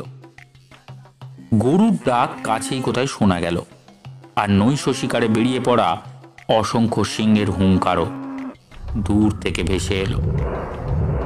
সত্যিকারের এই দেশটাকে আমার আসল দেশ বলে মনে হলো। আমার মনের মতো মানুষ হলো এরাই। তার পরের কতগুলো দিন অগন্তি মাসাই ঘিরে ধরলো আমাকে। তারা অত্যাচারী সিংহ মারার জন্য আমায় নিয়ে যেতে অনেক মাইল পথ অতিক্রম করে তবে এসেছে। আমার উপর তাদের দাবি সাব্যস্ত করার জন্য নিজ নিজ জেলার সবটাতে সকলেই যুক্তি দেখাতে লাগলো। একজন বলল, কোনো গাছেও তত সংখ্যক পাতা নেই যত আছে তাদের দেশে সিংহের সংখ্যা। অপর একজন বলল, অসংখ্য সিংহের দেখা পাওয়া যাবে প্রতি মুহূর্তেই তাদের উপত্যকায় চলতে গেলে। যেখানেই আমি যাই না কেন নিশ্চয়ই আমার সিংহের কোনো অভাব হবে না, এটা আমি বুঝতে পারলাম ওদের কথা শুনে। প্রথমে আমি গেলাম কুকুরদের নিয়ে পাশের গ্রামে। আগের সপ্তাহে বা 7 দিন আগে সিংহের খপ্পরে পড়ে অনেক গরু মারা পড়েছে, আর খুব বেশি রকমের চোট পেয়েছে একটা বুড়ো। বল্লমধারী একদল জোয়ান যোদ্ধা চলল আমার সঙ্গী হয়ে, কারণ তখনও তাদের ধারণা ছিল যে সিংহ শিকার কেবলমাত্র বন্দুক ছাড়া আর কোনো অস্ত্র নিয়ে না গেলে অনর্থক জীবনটাকে বিপদের মধ্যে ফেলে দেয়া দেখায়। শেষ হত্যাকাণ্ডটা হয়েছিল যেখানে, গ্রামে পৌঁছে সেখানে গেলাম। ওরা আমায় ভুক্তাবশিষ্ট বস্তুর প্রতি দৃষ্টি আকর্ষণ করল। প্রায় সামান্য কিছু মাংস সিংহ, শকুন, হায়নার হাত থেকে বেঁচে গেছিল। লক্ষ্য করলাম খুব আশ্চর্যের সঙ্গে যে সিংহ গৃহপালিত পশুকে হত্যা করে যেভাবে, ঠিক সেভাবেই বন্য পশুকে হত্যা করে। আগে লাফিয়ে তার ঘাড়ের ওপর পড়ে গিয়ে সামনে 2 থাবা দিয়ে তার মাথাটা এক মোচড়ে পেছন দিকে ফিরিয়ে দেয়। ঘাড় ভেঙে সে সঙ্গে সঙ্গে মৃত্যু মুখে পতিত হয়। রক্ত সেই ভাঙা জায়গাটা এসে জমে, আর সিংহ সেইখানে কামড়িয়ে জন্তুটার রক্ত চেটে খায়। আমি বুঝলাম পর্যাপ্ত পরিমাণে মাংস মৃতদেহের শরীরে না থাকায় তা সিংহকে আকর্ষণ করে কাছে আনবে না। তাই সঙ্গে করে মোরান আর কুকুরগুলোকে নিয়ে সিংহের ছাপ অনুসরণ করে এগোতে লাগলাম। চারদিকে সিংহের ছাপ প্রচুর পরিমাণে থাকায় এগোনো এক প্রকার অসম্ভব। কোন নির্দিষ্ট ছাপ ধরে ধরে এগোতে হবে? এদিকে খালি গোল হয়ে ঘোড়ায় সার হবে যদি না কোনো নির্দিষ্ট ছাপ ধরে এগোই। আমরা এগোতে লাগলাম সবচেয়ে তাজা ছাপ লক্ষ্য করে, যদিও তা কতদিনের বাসি তা বলা অসম্ভব। বাতাস কোনো ঝোপের ভেতরে না প্রবেশ করার ফলে এমন ঝোপের ভেতর পায়ের দাগও খুব তাজা বলে মনে হয় অনেক সময়। অনেক দিনের ফেলে যাওয়া পায়ের দাগের ওপরে অপেক্ষাকৃত কোনো ছোট জানোয়ারের নতুন পায়ের দাগ পড়েছে, এমন প্রায়ই ঘটে থাকতে দেখা যায়। এ বিষয়ে নিশ্চিন্ত হওয়ার জন্য সিংহের বিষ্ঠা ধরে অনুসরণ করাই হলো একমাত্র উপায়। সহজেই যে নির্ভুলভাবে পথ চিনতে পারে সে সঙ্গে সঙ্গে বিষ্ঠা থেকে বলে দিতে পারে যে সিংহ সে পথ দিয়ে কতকাল আগে চলাফেরা করেছে। মোনানরা খুব পটু ছাপ ধরে পথ চলার ব্যাপারে। ঝোপের ছোট ছোট ডাল তুলে তারা প্রায়ই আমার অদেখা চিহ্নগুলো সম্পর্কে আমাকে অবহিত করাতে লাগলো। এক পা করে ঠিক পায়ের ছাপ ধরে ওরা যে এগোয় তা নয়, ওরা এগোয় 10-15 ফুট ব্যবধান ধরে পড়ে থাকা ছাপগুলো অনুসরণ করে করে। তারা সিংহের চলাফেরা সম্পর্কে এতই অভিজ্ঞ যে তারা মোটামুটি একটা ধারণা করতে পারে কোথায় সে গেছে। কোনো গন্ধ অনুসরণ করে এগোতে এগোতে কুকুরের দল যেমন হঠাৎ খেই হারিয়ে ফেললে যতক্ষণ না আবার হারানোর গন্ধ খুঁজে পায় ততক্ষণ নিকটবর্তী স্থানে বালির উপর পায়ের ছাপ লক্ষ্য করতে করতে এগোতে থাকে। এই জোয়ানরাও সিংহের চলাফেরা আন্দাজ করে এগোতে এগোতে কখনো যদি দিকভ্রান্ত হয় তারা উঠলে পড়ে তখনই চারিদিকে তাকাতে থাকে। এভাবে চিহ্ন ধরে ধরে বেশ কয়েক ঘন্টা অগ্রসর হওয়ার পর আমরা এসে পৌঁছালাম একটা ছোটোখাটো ঝোপের পাশে। এই ঝোপের ঘনত্ব অত্যন্ত বেশি রকমের, শিকারীর পক্ষে বিপজ্জনক। যদিও সিংহগুলোকে মারা দরকার, নয়তো তারা অবশ্যই গরু মোষও মারবে, আবার রাখালদেরও হত্যা করবে হয়তো। তবুও এই ঝোপের ভেতরে ঢোকা অসম্ভব। কুকুরদের শক্তির পরিচয় দেবার এই হলো সুযোগ। ওদের ওই ঝোপের ভেতরে পাঠিয়ে দিলাম। ঝোপের বাইরে আমরা মাসাইদের নিয়ে অপেক্ষা করে রইলাম। বর্ষার ফলা সামনের দিকে মাটিতে গেঁথে মোরানরা দাঁড়িয়ে রইল তাদের ঢালের ওপর ভর করে, আর আক্রমণের প্রতীক্ষায় আমি রাইফেল বাগিয়ে ধরলাম। ঝোপ থেকে কুকুরগুলো ভীষণ ঘেউ ঘেউ করতে করতে বেরিয়ে এলো। তারা বাইরে বেরিয়ে এসে গোল করে দাঁড়ালো। এয়ারডন আর কুলি দুটো ছিল ভীষণ দুঃসাহসী। তারা সিংহের ঝোপের ভেতর থেকে বার করে আনার চেষ্টায় রইল। আগে থেকে কোনো ইঙ্গিত মাত্র না করে হঠাৎ আচমকা ঝোপ থেকে বেরিয়ে এলো একটা সিংহ, কুকুরগুলোর দিকে ধেয়ে এলো। কুকুরগুলো সিংহের জন্য তাড়াতাড়ি পথ করে দিল। সিংহ তবুও কিন্তু একটা কুকুরকে নাগালের মধ্যে পেয়ে তাকে মাটিতে ফেললো থাবার প্রচণ্ড আঘাতে। ব্যাপারটা এত তাড়াতাড়ি ঘটে গেল যে কুকুরটাকে শুধু মাটিতে পড়ে থাকতে দেখা গেল। বাকি কুকুরগুলো সিংহের দিকে সঙ্গে সঙ্গে তেড়ে গেল আর পেছন থেকে ঘেউ ঘেউ শুরু করলো। সিংহটা যাতে আহত কুকুরটাকে ছেড়ে দিয়ে তাদের দিকে আকৃষ্ট হয়।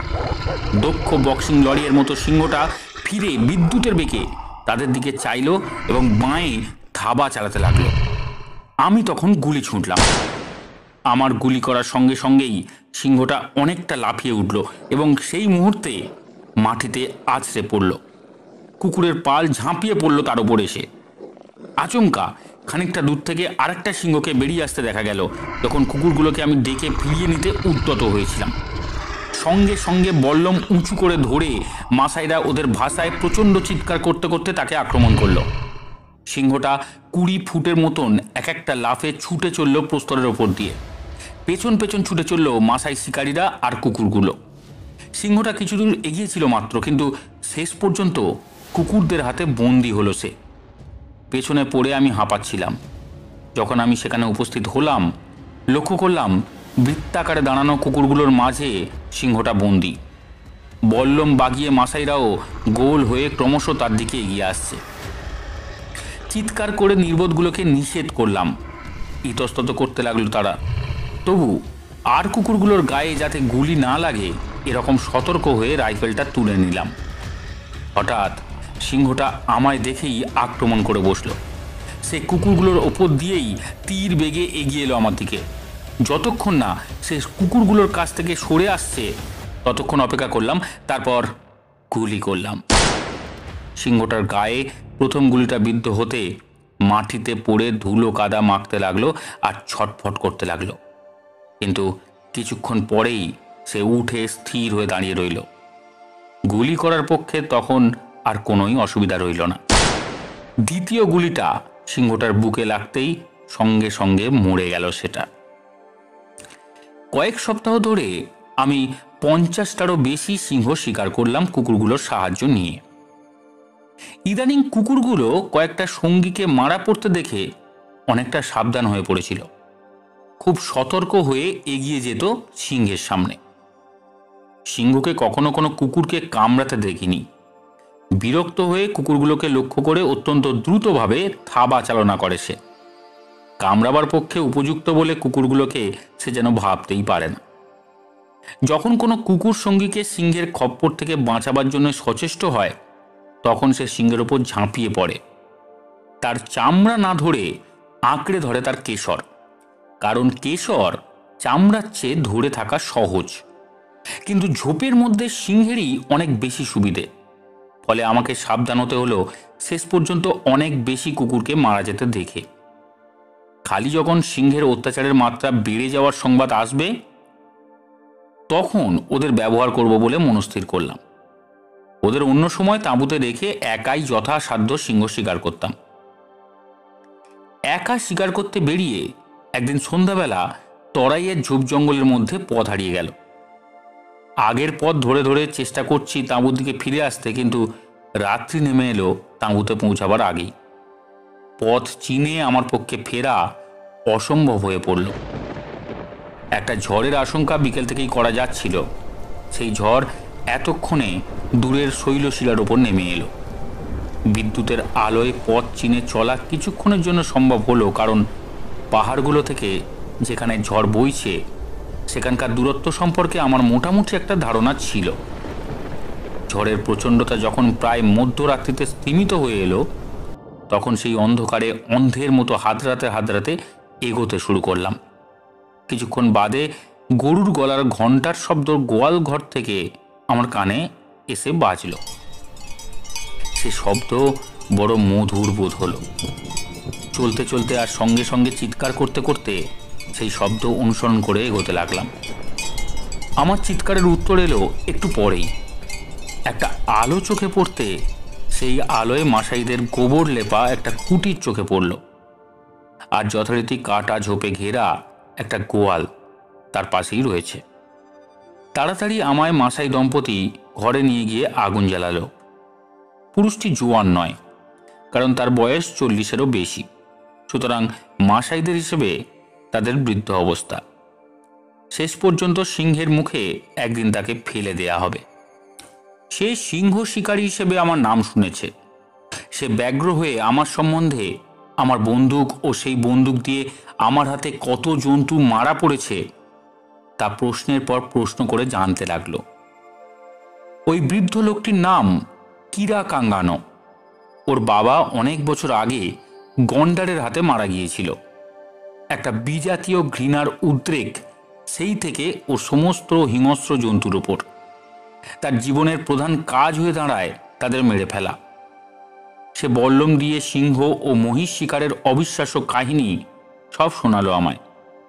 অথচ মাসাইদের সত্যবাদিতা সম্পর্কে আমি বিশেষ রূপে অবগত ছিলাম। বেশিরভাগ মাসাইদের মতো কিরাকাঙ্গানো তাদের গরু বা স্ত্রীর সংখ্যা নিয়ে গর্ব করে না। ওর একমাত্র আনন্দ হলো ঢাল আর বল্লম নিয়ে ঘন ঝোপে ঝাড়ে হিংস্র জন্তুদের সঙ্গে লড়াই করা। সেও শিকার করতে আমার মতনই ভালোবাসে। ওদের ভাষা আমি এরই মধ্যে খানিকটা শিখে ফেলেছিলাম। সে আমার সঙ্গী হিসেবে আর পথ দেখিয়ে নিয়ে চলার জন্য আমার সঙ্গে যেতে ইচ্ছুক কিনা সে কথা তাকে জিজ্ঞাসা করলাম। সঙ্গে সঙ্গে সে একটিও কথা না বলে উঠে পড়ল, তুলে নিল তার ঢাল আর বল্লম, জিজ্ঞাসা করল কখন যাত্রা শুরু হবে। ভবিষ্যতে কিরাকাঙ্গানো আমার ডান হাত হয়ে পড়েছিল, ঠিক যেন আমার রাইফেলের আর একটা নল। সম্পূর্ণ নির্ভীক অথচ পথপ্রদর্শক হিসেবে অপূর্ব এই লোকটার ওপর আমার সম্পূর্ণ বিশ্বাস ছিল। বড় একটা এরকম মানুষ চোখে পড়ে না। এমন কতবার হয়েছে ধেয়ে আসা জন্তুকে দুটো গুলি ছুঁড়েও থামাতে না পেরে দ্বিতীয় রাইফেলের জন্য হাত বাড়িয়ে দেখি সঙ্গীটা পালিয়ে গেছে। কিরাকাঙ্গানো কিন্তু আমাকে কখনো এরকম বিপদের মুখে ফেলে পালায়নি। সে যে শুধু বিশ্বাসী তা নয়, সে ঝোপঝাড়ের ব্যাপারেও খুব দক্ষ। ঠিক বুনো জানোয়ারের মতো সে চিন্তাও করতে পারত। তাই অনেক আগে থাকতেই সে প্রস্তুত থাকত জন্তুর আচার আচরণ অনুমান করে। শৈলশিলার মধ্যবর্তী নালাগুলোর ভেতরে যাতে পরিকল্পনা অনুযায়ী সুন্দরভাবে অনুসন্ধানের কাজ চালানো সম্ভব হয়, সেজন্য কিরাকাঙ্গানোকে দলপতি করে আরও ছোট ছোট বল্লমধারীর দলে সকলকে ভাগ করে দিলাম। নিবিড় জঙ্গলে এইসব নালাগুলো করা সিংহেরা দিনের বেলায় এখানে এসে বিশ্রাম করে। আমি এর এক কোণে থাকতাম, আর ঢাল বল্লম দিয়ে চেঁচাতে চেঁচাতে আর আস্ফালন করতে করতে সিংহদের ঝোপঝাড় ভেঙে তাড়া দিতেই তারা ছুটে যেত আমি যেখানে ছিলাম তার নিচ দিয়ে। আমি এদের দৃষ্টি ও ঘ্রাণ শক্তির আওতার বাইরে থাকতাম। অত্যন্ত কম সময়ের মধ্যে এইভাবে একবার আমি 7টা সিংহকে হত্যা করি। একটার পর একটা সিংহ যেমনই মারা যেতে থাকে, মুখ তুলে উপরের দিকে তাকাবার কথা ওরা ভাবেও না। খালি কোথায় থেকে যে গুলি আসছে তা দেখবার জন্য বাকিগুলো গর্জন করে পাক খেতে খেতে তেড়ে আসে। যতই কিরাকাঙ্গানো কাজের লোক হোক না কেন, আমায় একবার কিন্তু একটা খুব ভালো সিংহকে হারাতে হয়েছিল ওরই জন্য। ঘটনাটা এরকম হয়েছিল। কোনো গ্রামবাসীগণ কর্তৃক সিংহের আক্রমণ থেকে তাদের গৃহপালিত পশুদের রক্ষাকল্পে আমার সাহায্য চাওয়া হলে আমি সেই গ্রামের উদ্দেশ্যে বেরিয়ে পড়লাম। সঙ্গে থাকলো কিরাকাঙ্গানো। গ্রামে যখন উপস্থিত হলাম আমরা, তার আগেই সন্ধ্যার অন্ধকার নেমে এসেছে পৃথিবীর বুকে। আমি রাখালদের মুখে সব কথা শুনে মনকে স্থির করলাম একটা জেব্রাকে মেরে টোপ হিসেবে সেটাকে কাজে লাগাবো। জেব্রার খোঁজে বেরিয়ে পড়লাম, সঙ্গে অবশ্যই কিরাকাঙ্গানো। একটা পুরুষ জেব্রাকে আমি গুলি করলাম। তখন সূর্য অস্ত যাচ্ছে, কিন্তু তার শরীরের একেবারে পেছন দিকে গুলিটা গিয়ে লাগলো। তার পেছনে পেছনে অগ্রসর হওয়া অসম্ভব হয়ে দাঁড়ালো, কারণ আলো তখন আবছা হয়ে এসেছে। তার চিহ্ন অনুসরণ করে পরদিন সকালে অগ্রসর হতে লাগলাম। আমার দৃঢ় ধারণা হলো এই যে, শকুনের পালের চক্রাকারে ওরা দেখেই অনুমান করতে পারবো যে মরা জেব্রাটা কোথায় আছে। যখন আমরা যাচ্ছিলাম একটা ঝোপের পাশ দিয়ে, আচমকা দাঁড়িয়ে পড়ে কিরাকাঙ্গানো ইঙ্গিত করলো তার হাতের বল্লমটা দিয়ে। তার ইঙ্গিত লক্ষ্য করে সেদিকে তাকিয়ে দেখি একটা সিংহ জেব্রাটাকে আরাম করে খাবার জন্য একটা আকাশিয়া গাছের ছায়ায় তাকে আস্তে আস্তে টেনে নিয়ে যাচ্ছে। সিংহটার কেশর ছিল অপূর্ব সুন্দর। সিংহটা তার পিঠে করে জেব্রাটাকে নিয়ে যেতে এক একবার দাঁড়িয়ে কুকুরের মতো হাঁপাচ্ছে আর বিশ্রাম নিচ্ছে। তারপর তেমনই চলেছে আবার। আমি অবাক হয়ে গেলাম সিংহটার শক্তির পরিমাণ অনুমান করে, কারণ জেব্রাটারও ওজন প্রায় 9 থেকে 10 মণের মতো ছিল। আকাশিয়া গাছ লক্ষ্য করে ঝোপ কেটে এগোচ্ছি, আর এগিয়ে গিয়ে কিরাকাঙ্গানো সবচেয়ে সহজ পথ দেখিয়ে দিচ্ছে। সিংহটার কাছে এগিয়ে আমরা অপেক্ষায় অনেকক্ষণ ঠায় দাঁড়িয়ে রইলাম। সিংহটা ছিল ভারী সুন্দর। শরীরের সামনের দিকটা ঘন কেশরের আড়ালে দেখাই যাচ্ছে না। যে সমস্ত সিংহ ঘন জঙ্গলে থাকে তাদের ঘাড়ে এমন কেশর প্রায় দেখাই যায় না, কারণ ঝোপে ঝাড়ের গায়ে তাদের কেশর আটকে গিয়ে প্রায়ই কেশর ছিঁড়ে যায়। আর একটু সিংহটা এগিয়ে আসতেই লক্ষ্য করলাম আমার পাশে দাঁড়িয়ে কিরাকাঙ্গানো অধৈর্য হয়ে পড়েছে। আচমকা চিৎকার করে উঠে বল্লম বাগিয়ে সে সিংহটাকে সঙ্গে সঙ্গে তাড়া করলো। অবাক চোখে তার দিকে কিছুক্ষণ তাকিয়ে থেকে বিরাট সিংহটা জেব্রাটাকে ফেলে পালিয়ে গেল। সমানে সমানে ছুটল কিরাকাঙ্গানো, আর প্রতি মুহূর্তেই বল্লমটা যেন ছুঁড়বে এইরকম একটা ভাব দেখাতে লাগলো। কিন্তু সিংহের গতি তার গতিবেগের চেয়েও অনেক গুণ বেশি। সেই কিরাকাঙ্গানো থেকে অনেক গুণ এগিয়ে গিয়ে ঝোপের আড়ালে নিজের শরীরটাকে লুকিয়ে ফেলল। তাকে হঠাৎ অমন করে সিংহটার দিকে এগিয়ে যাওয়ার জন্য চিৎকার করতে সে ভালো মানুষের মতো মুখ করে বলল, সিংহটা কি বড়! ওহ! কুকুরগুলোর সাহায্য এই সিংহ শিকারের সময় নিয়েছিলাম। যখন আহত হয়ে কোনো সিংহ ঝোপের মধ্যে লুকিয়ে পড়ে, তখন তাদের খুঁজে বের করার জন্য কুকুরগুলোকে ছেড়ে দিতাম।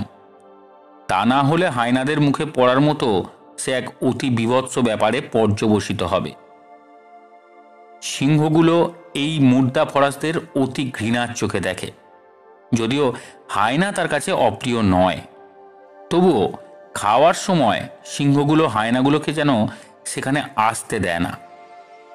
মানুষ যেমন খাবার ছুঁড়ে ছুঁড়ে তার পোষা কুকুরকে খাওয়ায়, সিংহটাও তেমনি করে হায়নাকে মাংসের টুকরো ছুঁড়ে ছুঁড়ে খেতে দেয়। হায়না কিন্তু সিংহের এই গর্বিত আচরণকে মনের সঙ্গে গ্রহণ করতে পারে না, এবং বুড়ো হয়ে কিংবা আহত হয়ে যখন কোনো সিংহ অক্ষম হয়ে পড়ে, তখন সেই সময়কে তারা তাদের প্রতিশোধের সুযোগ বলে মনে করে। শেষ পর্যন্ত কোনো সিংহেরই স্বাভাবিক মৃত্যু আসে না। হায়নারাই তাদের মৃত্যু দূত হয়ে আসে। আমার মনে হয় অন্য কোনো জন্তুর মাংস অপেক্ষা হায়নাদের মাংসই সিংহের বেশি প্রিয়। কয়েকটা সিংহ একটা হ্রস্ববেশ্য জলার মধ্যে বাস করত।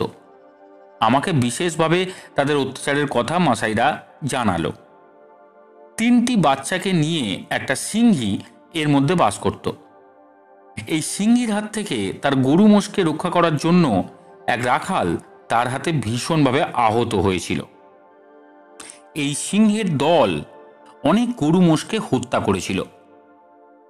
এই কথা শোনার পর থেকে এদেরকে মারার জন্য আমার মনে মনে দৃঢ় প্রতিজ্ঞ হলাম আমি, বিশেষ করে ওই সিংহীটাকেই। কারণ শুনতে পাচ্ছিলাম সেটা ক্রমশই ভয়ঙ্কর হয়ে উঠছে। ঠিক করলাম তাকে টোপ ফেলে প্রলুব্ধ করে হত্যা করতে হবে, কারণ ওই জায়গায় যাওয়া অসম্ভব। টোপ ফেলে এই রিজার্ভে সিংহ মারার পরে বিপদও অনেক। মাসাই বৃদ্ধরা যখন মৃত্যুমুখে পতিত হয় তখন জঙ্গলে নিয়ে গিয়ে তাদের ফেলে দিয়ে আসা হয়, আর সেখানে তারা হায়নার হাতে মারা পড়ে। এটাই হলো মাসাই সমাজের নিয়ম। সিংহটাকে বার করে আনার জন্য এবার আমি একটা জন্তুকে মারলাম টোপ হিসেবে, সেখান থেকে খানিকটা তফাতে, যাতে সিংহেরা বন্দুকের শব্দ না পায়। মৃত জন্তুর শরীরটাকে গরুর গাড়িতে করে সমস্ত জলাটার উপর দিয়ে নিয়ে আসা হলো। অর্থাৎ যেখানেই থাকুক ওরা রক্তের দাগ ধরে ধরে ঠিক এসে হাজির হবে। মরা জন্তুটাকে আকাশিয়া গাছের নিচে রেখে গাছটার ওপরে লোকজনদের দিয়ে একটা মাচা তৈরি করা হলো। মাচানের বহুল ব্যবহার হয় সিংহ শিকারকালে। এটা যদিও আমার বিশেষ পছন্দ নয়। মাটির ওপর একটা বোমা তৈরি করে সেখান থেকে গুলি ছোঁড়া আমার এর থেকে বেশি প্রিয় পদ্ধতি। কারণ উঁচু মাচানের উপর থেকে গুলি ছুঁড়লে সাধারণত তা শিকারের জন্তুর উপর না লেগে তার উপর দিয়ে চলে যাবার অপেক্ষা রাখে। কিন্তু বোমার উপর নির্ভর করতে হলো না, তার কারণ এখানে হাতির চলাফেরা অত্যন্ত বেশি রকমের। ভুল করে কখনো হয়তো তারাই মারিয়ে দিয়ে চলে যাবে। অগত্যা তৈরি করতে হলো মাচান। এখানে নিজেকে সম্পূর্ণ নিরাপদ বলে মনে হলো, কিন্তু মাত্র 2 ঘন্টা অতিক্রম হওয়ার আগেই যে আমার এত চেষ্টা ব্যর্থ হয়ে যাবে তা কে আর ভাবতে পেরেছিল। ব্যর্থ হলো আমার প্রথম রাতের প্রতীক্ষা। সিংহেরা আসেনি যে তা নয়, কিন্তু যেখানে বসেছিলাম তার উপরের ডালে একটা পাখি চেঁচিয়ে এমন একটা ব্যাপার ঘটালো যে ভয় পেয়ে সিংহেরা পালিয়ে গেল। পরদিন বাধ্য হয়ে তাদের মাচানে গিয়ে উঠলাম। যখন চারদিক অন্ধকার নেমে আসতে শুরু করলো তখন অঝোর ধারায় বৃষ্টি নামলো। বৃষ্টির জলে ভিজে গেল গোটা শরীরটা। তখন জল থেকে আগত মশার দল আমায় ঘিরে ভন ভন করতে লাগলো। মশাও মারতে পারলাম না, কারণ সেই সঙ্গে সিংহেরা পাছে ভয় পেয়ে পালিয়ে যায়। অবশ্য বৃষ্টি পড়ার জন্য একটা সুবিধাও হলো। বৃষ্টির গন্ধ সিংহেরা খানিকক্ষণ নিশ্চিন্ত হবার ভরসা পাবে। তাদের শিকার করার শব্দ চারিদিকের আগাছায় প্রতিধ্বনিত হয়ে আমার কানে এসে প্রবেশ করল, এবং রাত প্রায় 3টের সময় তাদের খুবই কাছে এসে পড়ায় তাদের লক্ষণ আমি টের পেলাম। আমার কানে তাদের শব্দটা লম্বা লম্বা দীর্ঘশ্বাসের শব্দের মতো প্রবেশ করল, যেটা আফ্রিকার অন্যান্য যে কোনো শব্দের সঙ্গে বিশেষ পার্থক্য সূচিত করে। সমস্তক্ষণ অস্বস্তিকর ভঙ্গিতে শুয়ে থাকার জন্য শরীরটা অবশ হয়ে আসছিল। ঠিকভাবে রাইফেলটাকে তুলে লক্ষ্য স্থির করতে গিয়ে যেই একটু নড়াচড়ার শব্দ হলো, অমনি সিংহেরা সঙ্গে সঙ্গে পালিয়ে গেল। যে সিংহের পালাবার সময় পায়ের থপথপ করে প্রচুর আওয়াজ হয়, সে কোনো শব্দ না করে নিঃশব্দে শত্রুকে আক্রমণ করে। কাজেই কোন ঝোপের আড়ালে লুকিয়ে থেকে হয়তো কান পেতে লক্ষ্য করবে সেটা বোঝা মুশকিল। তবে এটুকু বুঝলাম যে তারা বেশি দূর যায়নি। কোনো শব্দ না করে অপেক্ষা করতে লাগলাম আমি। ভাগ্যের হাতে শিকারের নৈপুণ্য নির্ভর করে। একটা পাখির চেঁচামেচিতে আগের রাত্রিতে একটা সুযোগ আমার নষ্ট হয়ে গেছিল। আজ আমার মাচানের কাছেই আর একটা হাইয়েকম ডাকতে শুরু করে দিল। কোনো রকম ভয়ের কারণ থাকলে যে হাইয়েকম ডাকে না এটা সিংহরা জানতো, তাই সে ডাকে তারা নিশ্চিন্ত হলো। তারা আস্তে আস্তে টোপের কাছে এগিয়ে এলো। বারবার পেছনে তাকাতে তাকাতে অত্যন্ত সাবধানে এগোতে শুরু করায় আমি কিন্তু রাইফেলটাকে কাঁধে লাগিয়ে তেমনই নিঃসাড়ে উপুর হয়ে শুয়ে আছি, যাতে আমি একটুও নড়াচড়া না করে গুলি করতে পারি। দুটোই ছিল পুরুষ সিংহ। বন্দুকের নলের সঙ্গে টর্চটাকে লাগিয়ে গুলি ছুঁড়লাম যে সিংহটা ডান দিকে আছে তার দিকে লক্ষ্য করে, কারণ রাইফেলটাকে বাঁকিয়ে নিয়ে কোনো জায়গা বদল না করেই যে সম্ভবপর হবে অপর সিংহটাকে গুলি করা তা আমি জানি। গুলি খেয়ে সিংহটা পড়ে গেল। তার সঙ্গী তাকে লক্ষ্য করতে লাগলো। সঙ্গে সিংহটাকেও গুলি করতেই সেও পড়ে গেল মাটিতে। আশ্বস্ত হবার জন্য তার দিকে আর একটা গুলি ছুঁড়লাম। এতক্ষণেও কিন্তু সিংহীটার কোনো সন্ধান মেলেনি। হামাগুড়ি দিয়ে আস্তে আস্তে মাচান থেকে মাটিতে নেমে গাছের নিচের একটা জায়গায় সিংহ দুটোকে টানতে টানতে নিয়ে এলাম। তাদের চামড়া যাতে হায়নারা এসে নষ্ট করে না দিতে পারে সেজন্য বর্ষাতি ঢাকা দিয়ে দিলাম। শীতের হাত থেকে আত্মরক্ষা করা অপেক্ষা যাতে পড়ে না যাই তার জন্য কয়েকটা গাছের ডাল ভেঙে বিশেষ ওজনের জন্য ঢেকে দিলাম আমার সারা দেহটা। এই অবস্থাতেই ঘুমিয়ে পড়লাম। টোপটা খাওয়ার শব্দে ঘুমটা ভেঙে গেল। সিংহীটা তার তিনটে বাচ্চাকে সঙ্গে করে এসেছে। যতটুকু সম্ভব ততটুকুই কম শব্দ করে খুব সাবধানে রাইফেলটা তুলে নিয়ে গুলি ছুঁড়লাম। তার মাথা ফুঁড়ে গুলিটা ভেতরে ঢুকে গেল। টোপটার ওপর সঙ্গে সঙ্গেই সিংহীটা পড়ে গেল, আর তার তিনটে বাচ্চা পালিয়ে গিয়ে কোথায় অন্ধকারে মিশে গেল। শেষ হলো আমার কাজ। মাচান থেকে নেমে অন্যান্য মৃত সিংহগুলো যেখানে পড়েছিল সেখানে সিংহীটাকে ল্যাজ ধরে টানতে টানতে নিয়ে গেলাম। যাতে সিংহটাকে দুটো হাতেই নিয়ে যেতে পারি সেজন্য নামিয়ে রাখলাম টর্চটা মাটিতে। হঠাৎ অন্ধকারে একটা আকৃতি আমার চোখে পড়ল। এক মুহূর্তের জন্য মনে হলো হয়তো সেটা একটা সিংহীর বাচ্চা, কিন্তু পরক্ষণেই তার আকৃতি দেখে বুঝলাম যে বাচ্চার আকৃতি এত বড় নয়। তার দিকে থেমে তাকিয়ে রইলাম। আমার সামনে একটা মস্ত বড় সিংহ দাঁড়িয়ে। সেটা হয়তো একটু আগে মেরে ফেলা সিংহীটার সঙ্গী। মাচানে আমার রাইফেলটা ফেলে এসেছি। কিছুটা সময় দুজনে দুজনের মুখের দিকে তাকিয়ে দাঁড়িয়ে রইলাম। ষাঁড়ের মতো প্রকাণ্ড ছিল সিংহটা, নিস্পন্দ হয়ে রইল। সিংহটা মাত্র 15 ফুটের ব্যবধানে দাঁড়িয়ে আছে, তার কালো মুখ আর লম্বা লম্বা কেশর নিয়ে। মনে হলো যদি দৌড়ই তাহলে সেও পিছন পিছন তাড়া করবে।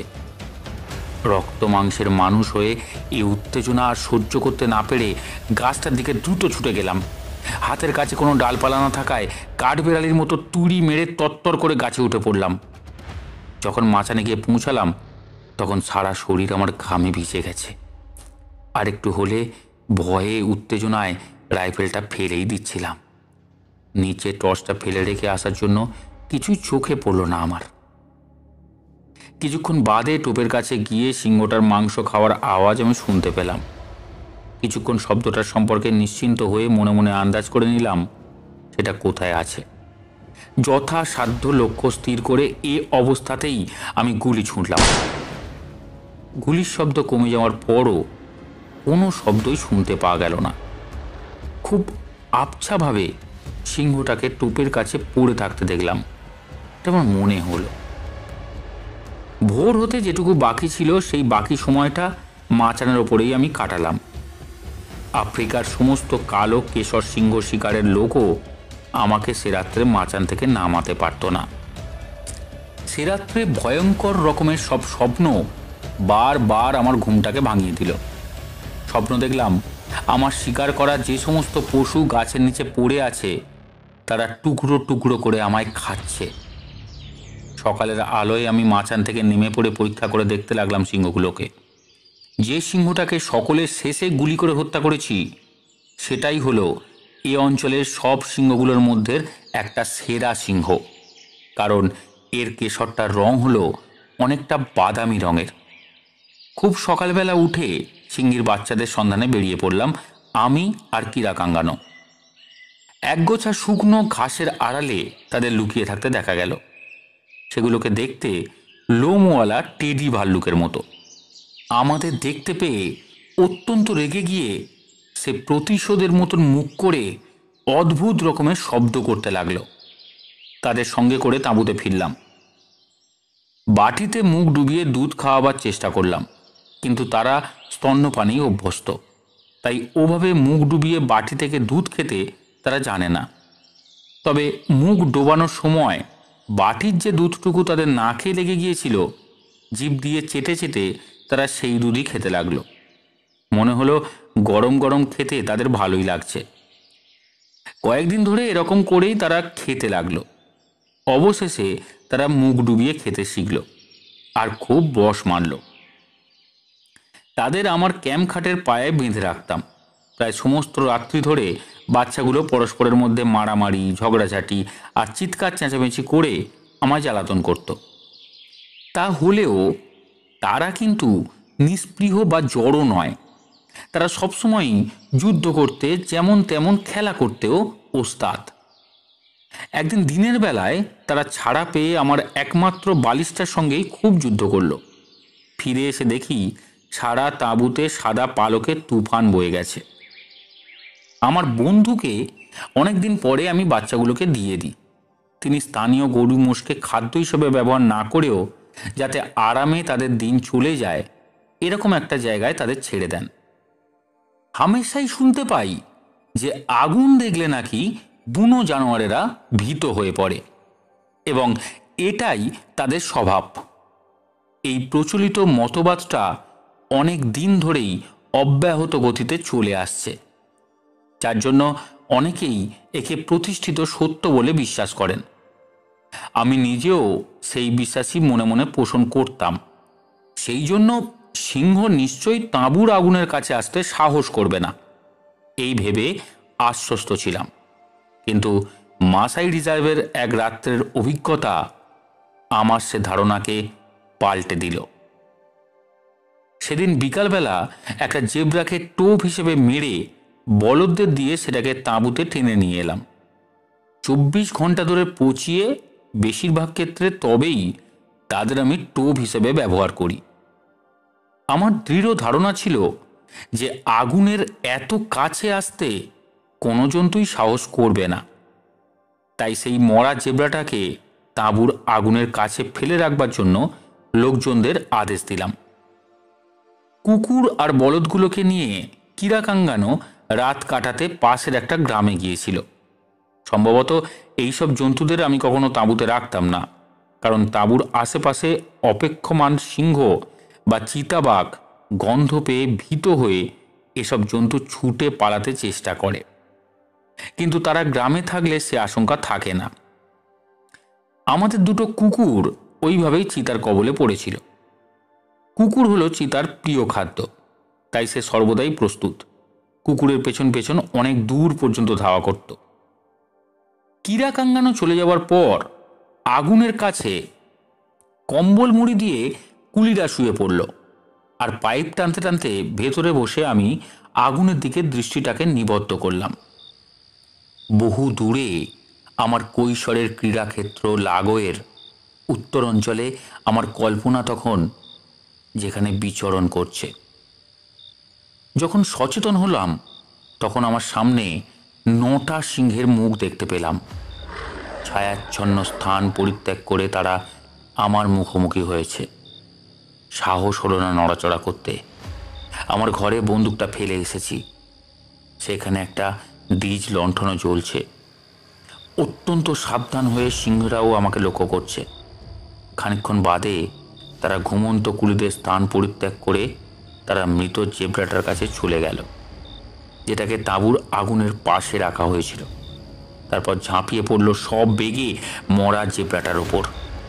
যেন সামান্য কাগজের মতো শক্ত সেই জেব্রাটার চামড়া ছিঁড়ে তারা অতি সহজেই তার শরীর থেকে বড় বড় মাংসের টুকরো খুবলে নিতে লাগলো। চেয়ার ছেড়ে খুব সাবধানে আস্তে আস্তে এগোতে লাগলাম আমার ঘরের দিকে। প্রত্যেকবার পা ফেলার সঙ্গে সঙ্গে আতঙ্কে আমার সমস্ত শরীরে একটা কাঁপুনি জাগছে। সিংহগুলো খাওয়া বন্ধ করে আমার দিকে জ্বলন্ত দৃষ্টিতে তাকালো। বড় বড় সিংহগুলোর কাছে নিজেই নিতান্তই তুচ্ছ বলে মনে হলো। ইচ্ছে করলেই দুটো লাফ দিয়ে ওরা আমায় ধরে ফেলতে পারে। কুলিরা ওদের থেকে কয়েক ফুট মাত্র ব্যবধানে অসাড় হয়ে ঘুমোচ্ছে। এক ছুটে তাঁবুতে চলে যাবার ইচ্ছে হলো, কিন্তু পাছে নড়াচড়ার শব্দ পেয়ে সিংহেরা আক্রমণ করে, তাই সাহস হলো না। তাই সিংহরা যতক্ষণ না আবার খাওয়া শুরু করে ততক্ষণ অপেক্ষা করতে লাগলাম। তারপর আস্তে আস্তে আমার ঘরের সামনে গিয়ে হাজির হলাম। ঘরে ঢুকেই রাইফেলটা তাড়াতাড়ি তুলে নিলাম হাতে। ঠান্ডা রাইফেলটাকে আমার কখনো এত আকাঙ্ক্ষিত বলে মনে হয়নি এর আগে। এরপর আবার একটা নতুন বিপদ। আমার গুলির শব্দে চমকে লাফিয়ে উঠে কুলির দল আমার আর সিংহের মাঝখানে যদি দাঁড়িয়ে পড়ে। সিংহেরা তাতে খেতে গিয়ে তার গায়ে বাঁধা শেকলটায় খুব জোরে শব্দ করল, কারণ ওই শেকলটা দিয়ে বেঁধে জেব্রাটাকে তাঁবুতে আনা হয়েছিল। তারপর আর সেটাকে কেউ খোলেইনি। ভাবনা হলো পাছে এই শব্দে কুলিদের ঘুম ভেঙে যায়, কারণ হঠাৎ জেগে উঠে সামনে সিংহদের দেখে কুলির দল ভীষণভাবে ভীত হয়ে কি যে করবে তা বলাই যায় না। এক দল সিংহের সামনে একদল ভীত কুলির দৃশ্য, এই ধরনের কল্পনা মোটেই প্রীতিকর নয়। শেষ পর্যন্ত ভাগ্যের হাতে সবকিছু ছেড়ে দিয়ে গুলি করব এরকমই সিদ্ধান্ত করলাম। যে সিংহটা সবচেয়ে বড় তাকে লক্ষ্য করে সঠিক গুলি করলাম। গুলিবিদ্ধ হওয়ার সঙ্গে সঙ্গেই সিংহটা মাটিতে পড়ে গেল। অন্য সিংহগুলো গুলির আওয়াজে একটু পিছিয়ে গেল বটে, কিন্তু তারপর জেব্রাটার ওপর আবার ঝাঁপিয়ে পড়ল। এদিকে কুলিরা যেভাবে অসাড়ে ঘুমোচ্ছে তাতে মুহূর্তের জন্য ওরা মরেই গেছে বলে মনে হলো। সিংহের দলে নির্ভুলভাবে গুলি করা শুরু করলাম। রাইফেল ছোঁড়ার সঙ্গে সঙ্গে পেছন দিকের হাওয়া ছিটকে এসে বীজ লণ্ঠনটাকে নিভিয়ে দিল। মারা গেল 4টে সিংহ। গুলিটা শেষ সিংহটার বুকে একটু নিচে বিদ্ধ হয়েছিল। সে সঙ্গে সঙ্গে লাফিয়ে উঠেছিল। তারপর থপ থপ করে স্প্রিং দেয়া পুতুলের মতন লাফাতে শুরু করে দিল। তাকে আরেকটা গুলি খরচা করে নিষ্কৃতি দিলাম। বাকি সিংহগুলো সঙ্গে সঙ্গে অস্পষ্ট অন্ধকারের মধ্যে গিয়ে দাঁড়ালো। একটু এগিয়ে গিয়ে নিশানা ঠিক রেখে একটা বড় সিংহীকে গুলি করলাম। গুলি লাগতেই সঙ্গে সঙ্গে সিংহীটা মুখ ঘুরিয়ে অন্ধকারের মধ্যে মিশে গেল, আর তার পিছু নিল বাকি সিংহেরা। কিন্তু কুলিদের ঘুম এত কাণ্ডতেও ভাঙল না। আশ্চর্য, সিংহের হুঙ্কার কিংবা রাইফেলের শব্দ কিছুতেই তাদের নিদ্রার পক্ষে বাধা হয়ে উঠল না। এমন আশ্চর্য ব্যাপার আমি কখনো দেখিনি, যদিও আগে ওদের এই অভূত ঘুমের সঙ্গে আমার সাক্ষাৎ ঘটেছিল। আগুনটাকে আরও উজ্জ্বল করে দিয়ে ওদের একজনের পায়ে ধাক্কা দিতে একজনের নিদ্রা ভঙ্গ ঘটল। হাত পা ছড়িয়ে প্রথমে সে উঠে বসেই কয়েক ফুট মাত্র তফাতে পড়ে থাকা সিংহগুলোকে দেখেই প্রচণ্ড ভয়ে অস্থির হয়ে উঠল। তারপরেই এক লাফ দিল আর চিৎকার করতে করতে উন্মত্তের মতো ছুটে চলল আমার ঘরের দিকে। আর কিছু না জেনেই বাকি সকলে ঘুম ভেঙে তাকে অনুসরণ করল। তারা তাঁবুতে পৌঁছে প্রচণ্ড রকমের কাঁপতে লাগলো। তারপর আমার মুখে সব ঘটনা শুনেই মুহূর্তের মধ্যে মাটিতে শুয়ে ঘুমিয়ে পড়ল। আমি নিশ্চিন্ত হলাম একথা ভেবে যে অনিদ্রা রোগে কখনো তারা আক্রান্ত হবে না। কিরাকাঙ্গানো পরদিন সকালে কুকুরগুলোকে নিয়ে ফিরে এলে তাদের নিয়ে তখনই আহত সিংহীটার চিহ্ন অনুসরণ করে অগ্রসর হলাম আমি। তাঁবুতে কুলিগুলো অশ্লীল ভাষায় গান গাইতে গাইতে সিংহদের চামড়া ছাড়িয়ে পেট থেকে হৃৎপিণ্ড থেকে আর মূত্রাশয় থেকে চর্বি বের করার কাজে ব্যস্ত হলো। এই সামান্য সময়ের ব্যবধানেই তাদের চর্বিটা পচতে শুরু করেছিল। সন্তান পুত্র হবে না কন্যা হবে, অর্থাৎ ছেলে না মেয়ে হবে, তা ওই সিংহের চর্বির পরিমাণ দেখেই বোঝা যায় বলেই ওদের ধারণা। যদি ছেলে হয় তাহলে 1 চামচ চর্বি খেতে হবে, আর যদি মেয়ে হয় তাহলে খাবে 8 চামচ। ওদের সিংহের চামড়ার ওপর কোনো আকর্ষণ নেই, যত আকর্ষণ হলো ওদের ওই চর্বির ওপর। আমরা তাঁবু থেকে যখন 100 গজ দূরে, তখন দেখতে পেলাম মাটিতে রক্তের দাগ। সিংহীটা মারাত্মক রকমের আহত হয়েছিল। বহুবার তাকে চলতে চলতে বিশ্রাম নিতে হয়েছে। তার জন্য তার সঙ্গীরাও অপেক্ষা করেছে। পাতলা ঝোপের মধ্যে দিয়ে সেই ছাপ ধরে ধরে এগোতে লাগলাম। এখানে প্রায় 20 গজ পর্যন্ত দেখতে পাওয়া যায়, তাই শিকারের পক্ষে এ জায়গা হলো উপযুক্ত। অত্যন্ত কৌতূহলী হয়ে এগোতে লাগলাম। এবার আহত সিংহীটার দেখা পাবো বলে মনে হলো। এগোতে এগোতে শেষ পর্যন্ত খুব ঘন একটা ঝোপের কাছে এসে পড়লাম। জায়গাটা মোটেই ভালো নয়। ঝোপটার মধ্যে মৃত্যুর নিস্তব্ধতা বিরাজমান। একটা পাখির ডাক পর্যন্ত শোনা যাচ্ছে না। স্পষ্ট বুঝতে পারলাম যে আহত সিংহীটা আমাদের খুব কাছেই রয়েছে। ওপর দিক থেকে যে কোনো সময়ই সে আক্রমণ করতে পারে আমাদের। কুকুরগুলো এদিকে রীতিমতো চঞ্চল হয়ে পড়েছে। এয়ারডনগুলো উত্তেজনায় স্থির হয়ে দাঁড়াতে পর্যন্ত পারছে না। অবশেষে তাদের এগিয়ে যাওয়ার ইঙ্গিত করলাম। তারা সামনের ঝোপের মধ্যে লাফাতে লাফাতে ঢোকবার মুহূর্তের মধ্যেই ভয়ঙ্কর একটা ক্রুদ্ধ গর্জন সামনের ঝোপ থেকে ভেসে এলো। আমার পাশ কাটিয়ে অবশিষ্ট কুকুরগুলো সেই ঘন ঝোপের মধ্যে ঢুকলো। সিংহের গভীর গর্জনও বিকৃত আওয়াজের সঙ্গে কুকুরের ঘেউ ঘেউ চিৎকার মিশ্রিত লড়াইয়ের সেই পরিচিত শব্দ আমি শুনতে পাচ্ছি। ঘন ঝোপ ঠেলে আমি আর কীরা কাঙ্গানো সেদিকে অগ্রসর হলাম। 12 পা দূরত্বের পথ অতিক্রম করবার আগেই আচমকা একটা গোল গর্তের ভিতর লম্বা লম্বা ঘাসের মধ্যে রক্তের দাগ। অবশ্য দাগগুলো শুকিয়ে গেছিল। সিংহীটা যে তাহলে এই বনে এসে বিশ্রাম করেছিল তা বুঝতে পারলাম। আমার সেই দুঃসাহসী এয়ারডন কুকুর দুটো তখনও চোখ মুখ ঘোলা অবস্থায় গর্তের ধারে পড়ে আছে। সিংহীটাকে আক্রমণের মাধ্যমে তার সমস্ত আক্রোশটাকে নিজের ওপর টেনে নিয়েছে তারা। সে যাত্রা আমাকে আর কীরাকাঙ্গানোকে ওরাই প্রাণে বাঁচিয়ে দিল। কারণ সিংহীটা এমন নিপুণতার সঙ্গে আত্মগোপন করেছিল যে ঠিক সময় মতো সে আমাদের দৃষ্টিগোচর হতো না। ঝোপঝাড় ভেঙে লড়াইয়ের ব্যস্ত বাকিগুলোর ছোটার শব্দও আমরা শুনতে পেলাম। থেমে পড়ে যখনই তারা প্রচণ্ড বেগে ঘেউ ঘেউ করছে, তখনই রুখে দাঁড়ালেও সিংহীটা কোণঠাসা হয়ে পড়ছে। আমরা সেই শব্দ শুনে শুনে এগোতে লাগলাম। দেখলাম ঝোপ থেকে ফাঁকা জায়গায় সিংহীটাকে কুকুরগুলো তাড়িয়ে নিয়ে আসছে। আমরা তার পশ্চাৎ অনুসরণ করলাম।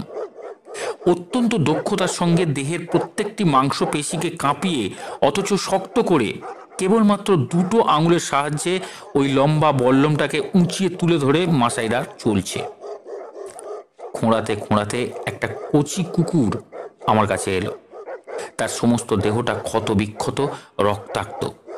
যখন দেখলাম তাকে কিছুতেই বাঁচানো যাবে না, তখন এই অসহায় যন্ত্রণা থেকে এক গুলিতে তাকে মুক্ত করলাম। একগোছা শুকনো ঘাসের মধ্যে দিয়ে গুলির শব্দ শুনেই এক লাফে সিংহীটা আমাদের মাত্র কয়েক ফুটের ব্যবধানের মধ্যে এসে পড়ল।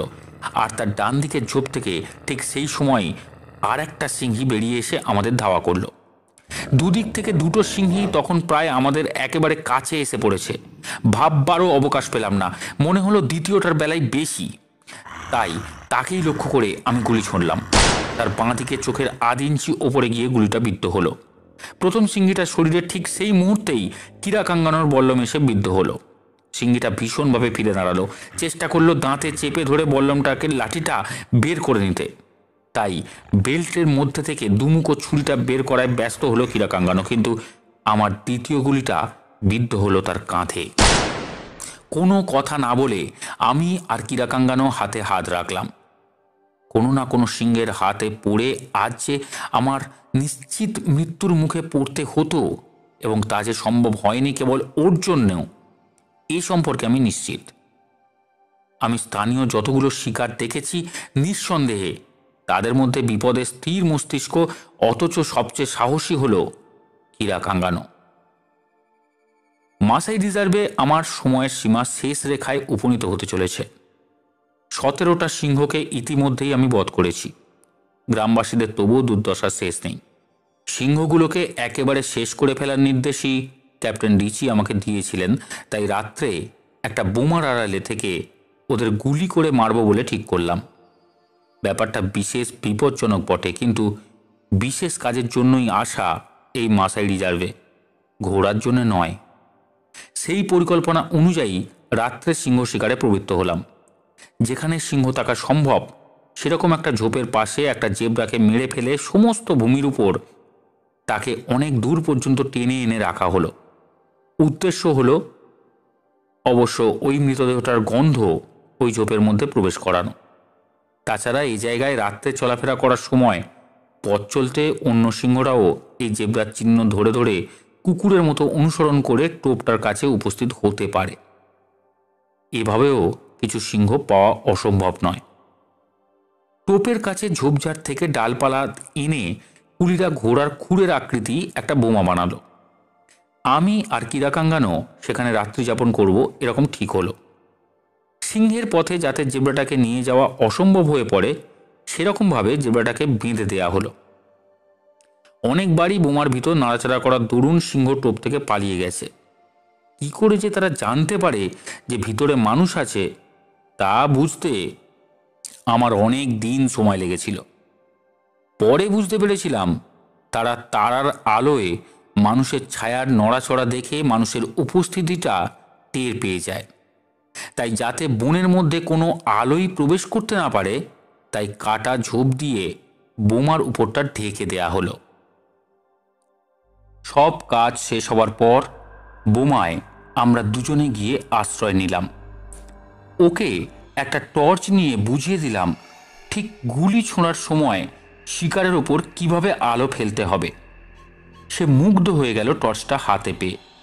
সে সেটাকে নিয়ে নাড়াচাড়া আর দোলাতে লাগলো, যে তাকে নিষেধ করতে হলো শেষ পর্যন্ত আমাকে, যাতে কোনো অবস্থাতেই গুলির অভাবে বিপর্যস্ত বোধ না করি।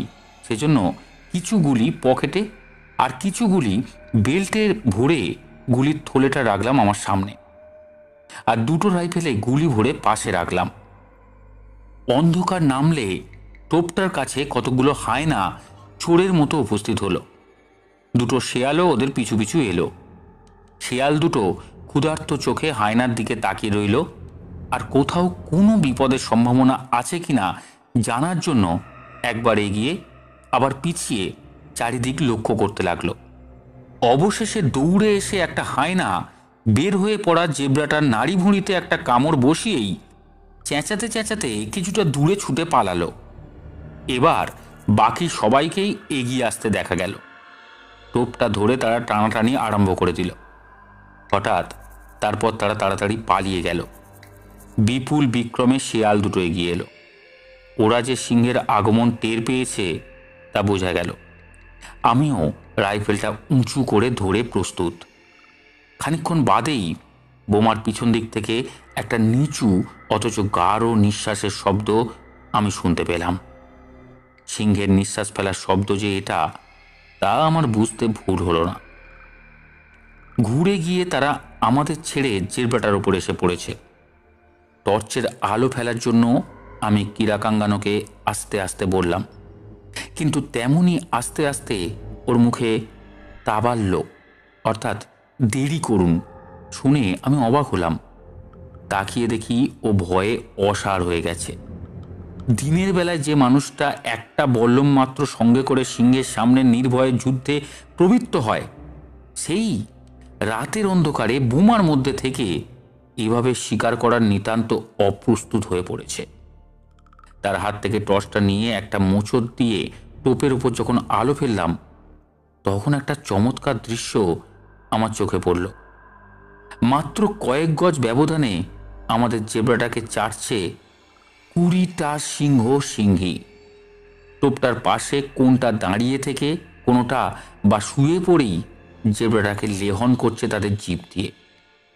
সেই আলোর দিকে তাকিয়ে রয়েছে এক দৃষ্টে দুটো কালো কেশরওয়ালা বিরাট সিংহ। দুঃসাহসী মনোভাব তাদের চোখে মুখে। তারা খাওয়া শুরু করেছিল বলে তাদের কেশরে মরা জেব্রাটার পেটের ময়লা আর রক্ত। এখন কিরাকাঙ্গানো বেশ থরথর করে কাঁপতে শুরু করে দিয়েছে ভীষণ আতঙ্কে। যদিও গুলি করার সঙ্গে সঙ্গেই তার ওই ভয় কেটে যাবে তা আমি জানি। যাতে টোপের উপর আলোকপাতে কোনো বাধা সৃষ্টি না হয় তার জন্য টর্চটাকে একটা কাটা গাছের দুটো ডালের মাঝখানে আটকে রাখলাম। তারপর রাইফেলটাকে ঝোপের একটা ফাঁকে গলিয়ে দিয়ে দুটো পুরুষ সিংহের মধ্যেকার বড় সিংহটাকে লক্ষ্য করে ছুঁড়লাম গুলি। সিংহদের মধ্যে সঙ্গে সঙ্গে একযোগে ভয়ঙ্কর রকমের চিৎকার শুরু হলো। গুলি করলাম বারবার দুবার। রাইফেলে গুলি ভরার জন্য আর টর্চের আলোর সীমানার বাইরে সিংহে চলে যাওয়াতে আমি নিরস্ত হলাম। কিরাকাঙ্গানোর হতচকিত ভাবখানা এর মধ্যেই কাটতে শুরু করেছে। তাকে চিবানোর জন্য খানিকটা তামাক দিলাম। তামাক খেতে মাসাইরা খুব ভালোবাসে। মনে হলো তামাকের ঝাঁঝে তার সচেতনতা বোধ ক্রমশই ফিরে আসছে। আর তাছাড়া কোনো মাসাইদের পক্ষেই 3টে মরা সিংহ দেখার স্থির হয়ে থাকা অসম্ভব। ইতিমধ্যেই সিংহের দল ফিরে আসছে আবার। টর্চটা ধরে কিরাকাঙ্গানো প্রত্যেকটা সিংহের ওপর আলোকপাত করতে শুরু করে দিল। সে উত্তেজনার বশবর্তী হয়ে এত দ্রুত আলো ফেলতে লাগলো যে প্রতিটা শিকারের উপর লক্ষ্য স্থির করারও সময় পেলাম না। কিন্তু একটা করে সিংহ প্রতি গুলিতে মারা পড়তে লাগলো। যদিও ব্যাপারটা খুব নিষ্ঠুর, সেই সম্পর্কে কোনো সন্দেহ ছিল না, তবুও প্রয়োজন ছিল এর। খালি পাশের মরা সিংহটাকে একবার শুঁকে নিয়ে গুলির দিকে কোনো ভ্রুক্ষেপ না করেই সিংহেরা শুরু করে দিয়েছে তাদের খাওয়া। ইতিমধ্যে 10টা সিংহ জেব্রাটাকে ঘিরে মারা পড়েছে। এক কোণ থেকে একটা চমৎকার কালো কেশর সিংহ কোনো মতলবে ছিল জানি না, চোরের মতো নিঃশব্দে এগিয়ে এলো আমাদের বোমার কাছে। সে সেখানেই দাঁড়িয়েই রক্ত হিম করা কয়েকটা ভীষণ রকমের গর্জন করল। মৃত্তিকা যেন কম্পিত হলো সে গর্জনে। বাকি সিংহগুলো সেই আচমকা গর্জনে ভয় পেয়ে গেল। সবাই ধীরে ধীরে সে স্থান পরিত্যাগ করল। তাদের পশ্চাদনুসরণ করল ওই কালো কেশর সিংহটা। বনের মুদাফরাস হায়না কর্তৃক সিংহের চামড়া নষ্ট হোক এটা আমার অভিপ্রায় নয়। সিংহেরা সবাই চলে গেছে জেনে যখন আমি সিদ্ধান্ত করলাম, তখন টর্চটা জেলে রাখার জন্য আমি কিরাকাঙ্গানোকে আদেশ করলাম। আর মরা সিংহগুলোর দেহটাকে টেনে টেনে আনলাম আমি। সমস্ত আতঙ্কের ভাব কেটে গিয়ে উৎসাহের ভাব জেগেছে মাসাইটার মনের মধ্যে। বোমা ছেড়ে যখন আমি প্রায় মরা সিংহগুলোর কাছে পৌঁছে গেছি, তখন আচমকা নিভে গেল আলোটা। কিরাকাঙ্গানোকে চেঁচিয়ে টর্চটা জ্বালতে বলে কয়েক পা আরও এগিয়ে গেলাম আমি। আচমকা একটা সিংহের ওপর আমি হুমড়ি খেয়ে পড়ে গেলাম। তখনও তার শরীর উত্তপ্ত। আমি শুনতে পেলাম একটা চাপা নিঃশ্বাসের আওয়াজ। সিংহটা তাহলে এখনো বেঁচে আছে। ছিটকে বেরিয়ে এসে এক লাফে প্রাণপণে ছুটলাম বোমা লক্ষ্য করে। কম সময়ে সিংহটার মুহূর্তের মধ্যে আমার ওপর লাফিয়ে পড়ার আশঙ্কা করেছিলাম।